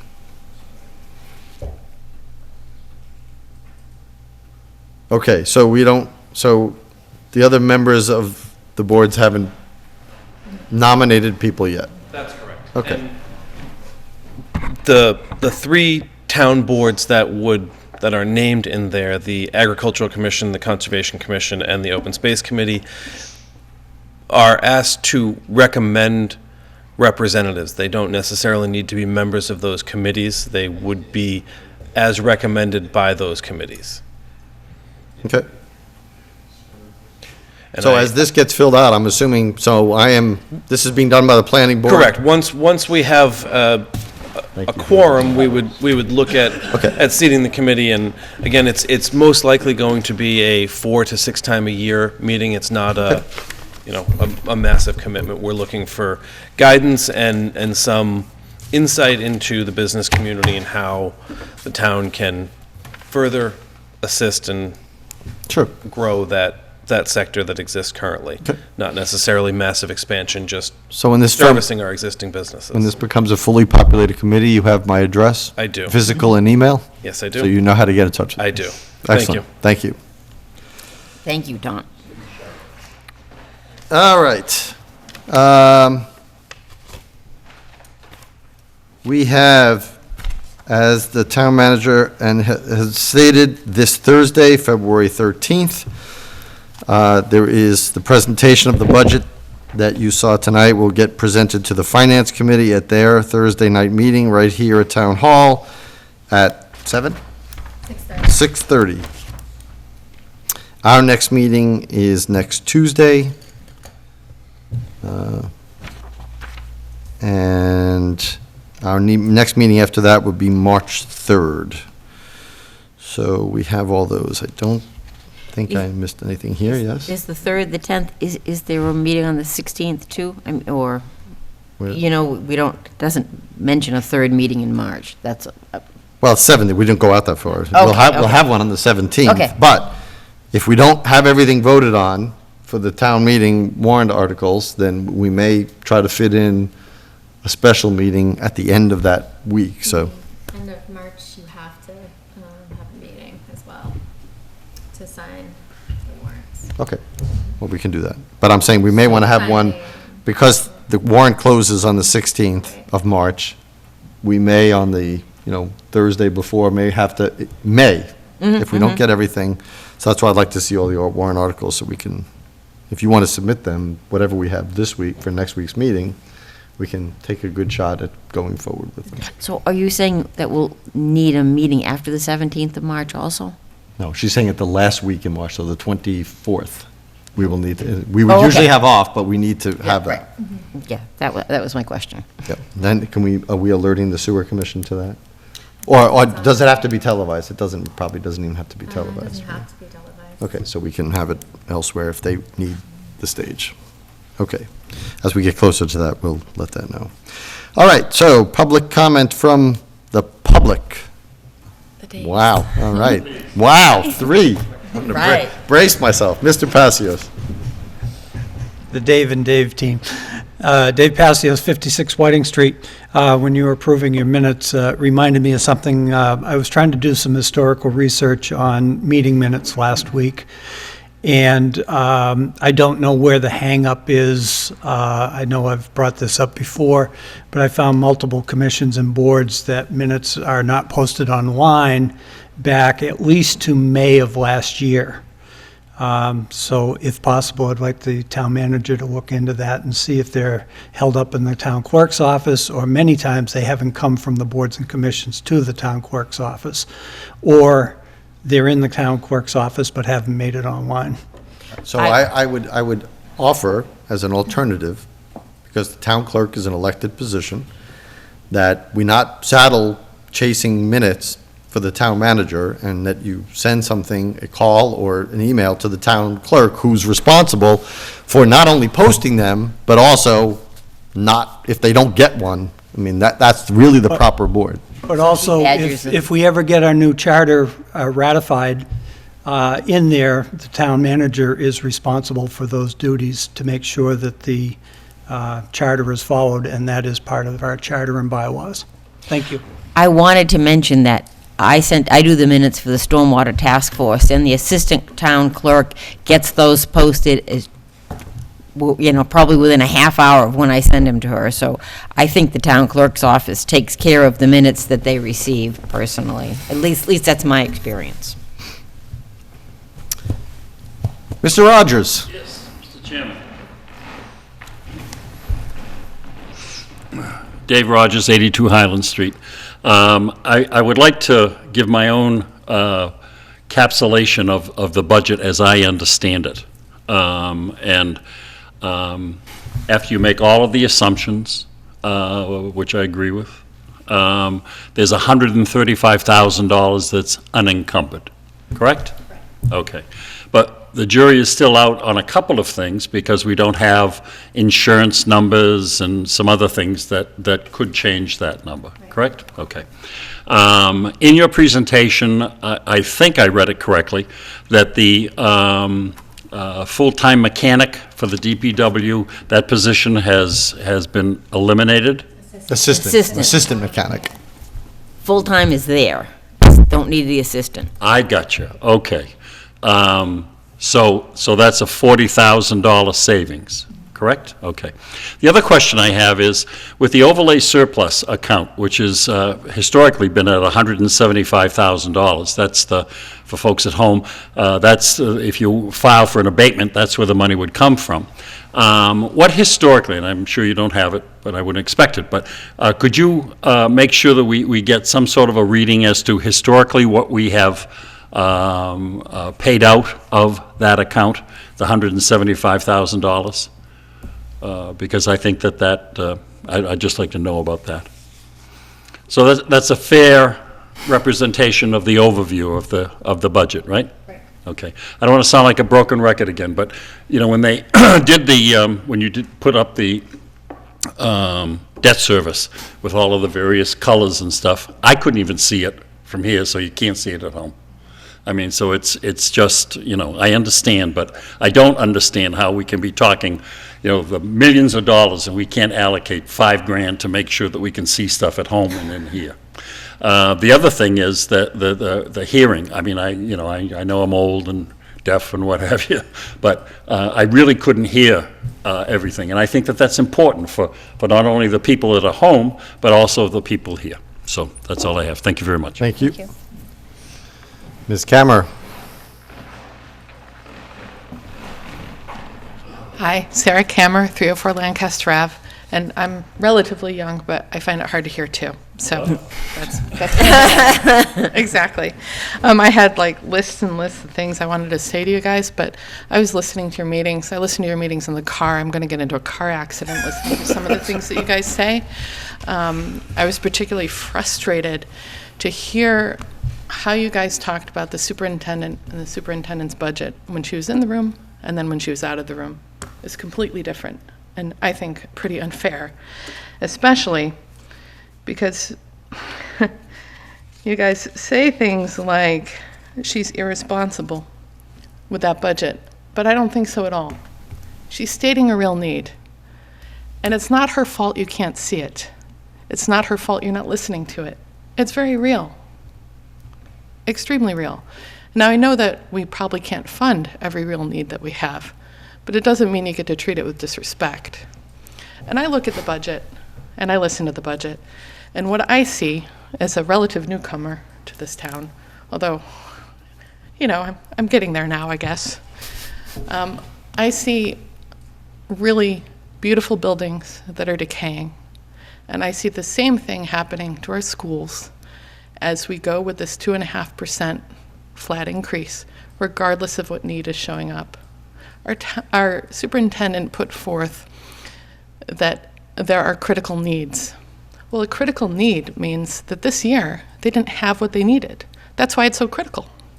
And I listened to the budget of what's going to happen at 2.5% this year to make sure they have the social workers, the school psychologists, et cetera, to handle the very real critical needs. That means cutting somewhere else. And I know every single line is underfunded. And so I hear a lot about how seniors aren't going to afford this, they can't afford that.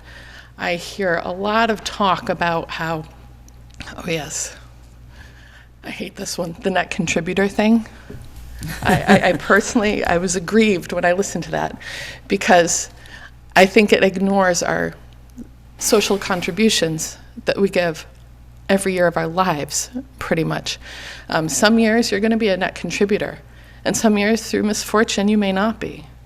But we all give every year of our lives. I mean, I pay for Narcan, I pay for Social Security, I pay for pensions. I'll be lucky to live long enough for my pension. But I give. And 1 year, 2 years, I might need more, I might need less. It's what we all do. Every one of us had a public education. We paid for it.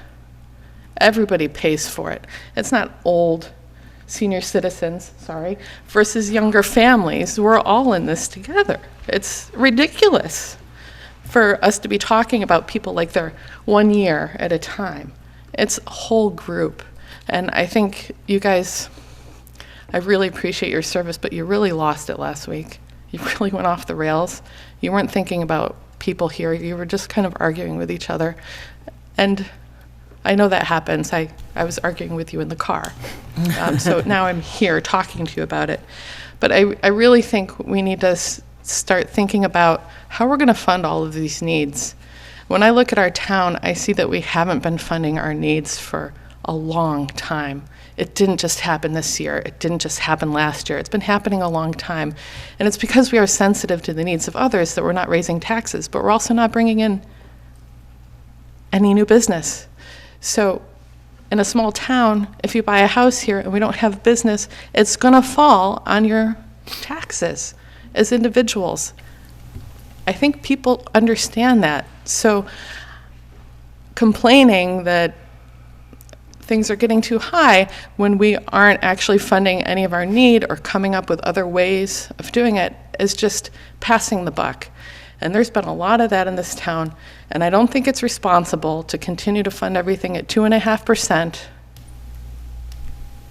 and shortchange every single department. We're not paying for what we're using, and we haven't been for a really long time. And I don't know how you crunch those numbers. I would just get depressed. Thank you. Thank you. I would say, just in quick comment back, that I couldn't agree more with everything you said. I've said that for years. I've pitched solutions, the solutions that you're pitching here without saying it. I've pitched every one of them. I've worked hard for them, and I also share those same sentiments. I mean, when you hear people say that I don't blank, I don't have a two-story house, so I shouldn't fund a ladder truck, and I don't have kids in the schools, and I don't, it's to miss the entire point, and I agree with you that a holistic approach is the only approach that makes sense to me, and it continues to make sense to me. So I think we do the best under the circumstances because the town has shown that while they're very good at supporting things, they're not so supportive of budget increases, operating budget increases. So we'll continue the fight. As far as your comments about the treatment of people who come before us, I was aghast as well. Not at that meeting because I wasn't here, but a couple meetings before, I felt the same way. So thank you. Any other public comment from the public? Public comment from the board? Okay. Anyway, I'm going to address the comments that were made at the last BOS meeting that I feel devalued the contribution of board and committee member volunteers. Over the week, I reflected on that lambasting of these volunteers, and it just wasn't right. I know firsthand of the hard work of, these people get paid nothing. The Conservation Commission, for example, they meet from 7 till 10 or 11 every other week. They meet 2 Saturday mornings a month just to go out and look at the sites they're going to consider. They diligently work to protect Lunenburg's wetlands, lakes, ponds, and streams. If an occasional developer is inconvenienced as a result, so be it. I've attended ZBA meetings that began at 7 and ended at midnight, during which ZBA members were fully engaged in their roles as stewards of Lunenburg zoning regulations. The Sewer Commission, on which my husband has served for 14 years, is another example of volunteers working to do the right thing for the town and not any particular entity coming before them. I think that they are all owed an apology. I don't know why people listening to that last week didn't turn in their resignations the next day. I mean, they are just so unappreciated by some members of this board, it's beyond belief. I was embarrassed. Well, I'll jump right in because I know you're talking to me. Yes, I am. Go as far as to double down and stand 100% behind what I said. Well, I'm really- Because if you listen to what, the root of what I was trying to say is there's an atmosphere in this town that doesn't exist in every town, where applicants, be it homeowner, be it developer, whoever, are treated like they're on the defense as soon as they come in. They're treated like defendants, when they're really just asking to do something positive in the community. They're not here, they're not criminals, they're not on trial. The way that they're treated is wrong to me. And if, I'm not saying all members of all boards are bad, I never said that, never pointed out anyone in particular. It's an atmosphere that just persists. And what I was trying to say is understand who you're talking to, understand that they're a partner and not a criminal, understand that you're talking to, most cases, a registered professional licensed in their field who knows what they're talking about, who's not trying to get away with something. And what I asked is for them to be treated with respect and kindness. That's what I asked. If you can't do that as a member of any board, treat the people in front of you with respect and kindness, then reevaluate why you're on these boards. But that is my experience. That's not what my experience has been, and after I made those comments, I had more than a couple people, a surprising number of people, say to me thanking me what I said. Okay, Yes, I have a public comment as well. Mr. Jeffries.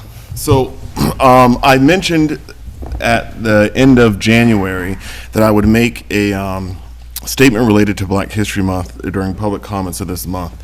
But because I was not here at the beginning of this meeting tonight, I will make those comments next week. But they are prepared. But I did want to also take this opportunity because, after the last meeting last week, I don't know if it kind of didn't sit too well with me because I think that we spent a lot of time kind of in circles. And I do appreciate the comment that was made today by the resident here in town. And I understand, so my comment here, I understand that as a member of this board, that not everything that I say everyone's going to agree with. That I think we all would do well if we think of the people that we represent and all those variety of interests. My parents moved to Lunenburg because of the school system. And they intentionally made that decision so that their children could go to a school system that was pretty well rated. I think we all have a responsibility to fund that school system. One thing that was in the town manager's report tonight, and I really liked it, so I wrote it down, was as a town, we provide services to students, we provide health and human services to seniors and veterans, recreational services, and public safety to all. And, that's a really good statement, and I think that we have to try to really live up to that. That one of the struggles that we have in town, and I think that we have to look at what is going okay. And that, to me, that should be the very baseline standard of what is okay. And I think we can look around and we can see a lot of areas that are just not okay. And, regardless of other needs, we have to stop, bleeding the taxpayer and focus on those things that, to at least make them all right. Before we can make something better, we have to make something okay. I know that the phrase net contributor is a bit offensive to a member of the public.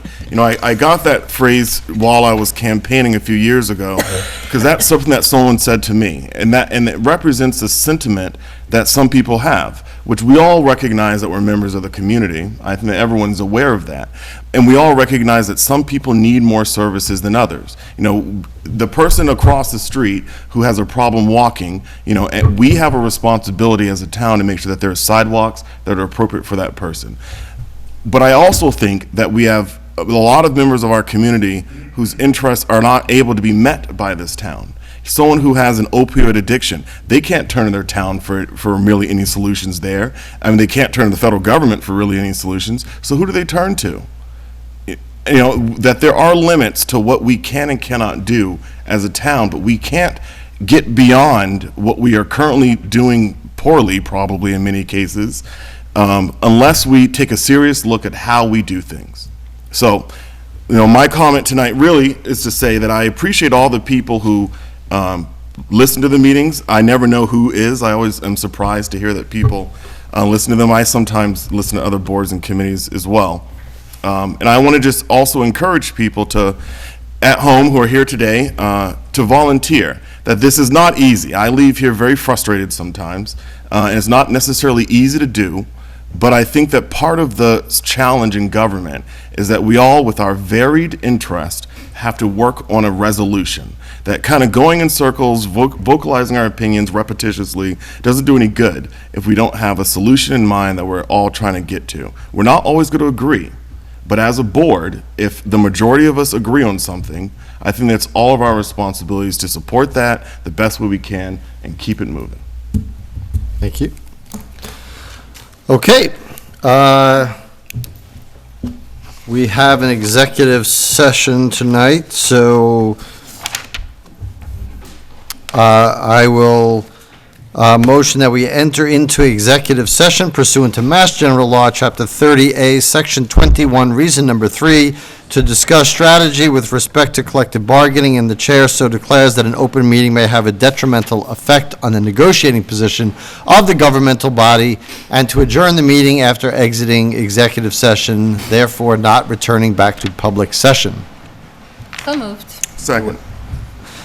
All those in favor, Mr. Jeffries? Aye. Mrs. Adams? Aye. Mr. McQuaid? Aye. Mrs. Luck? Aye. An aye from me. Good night, everyone.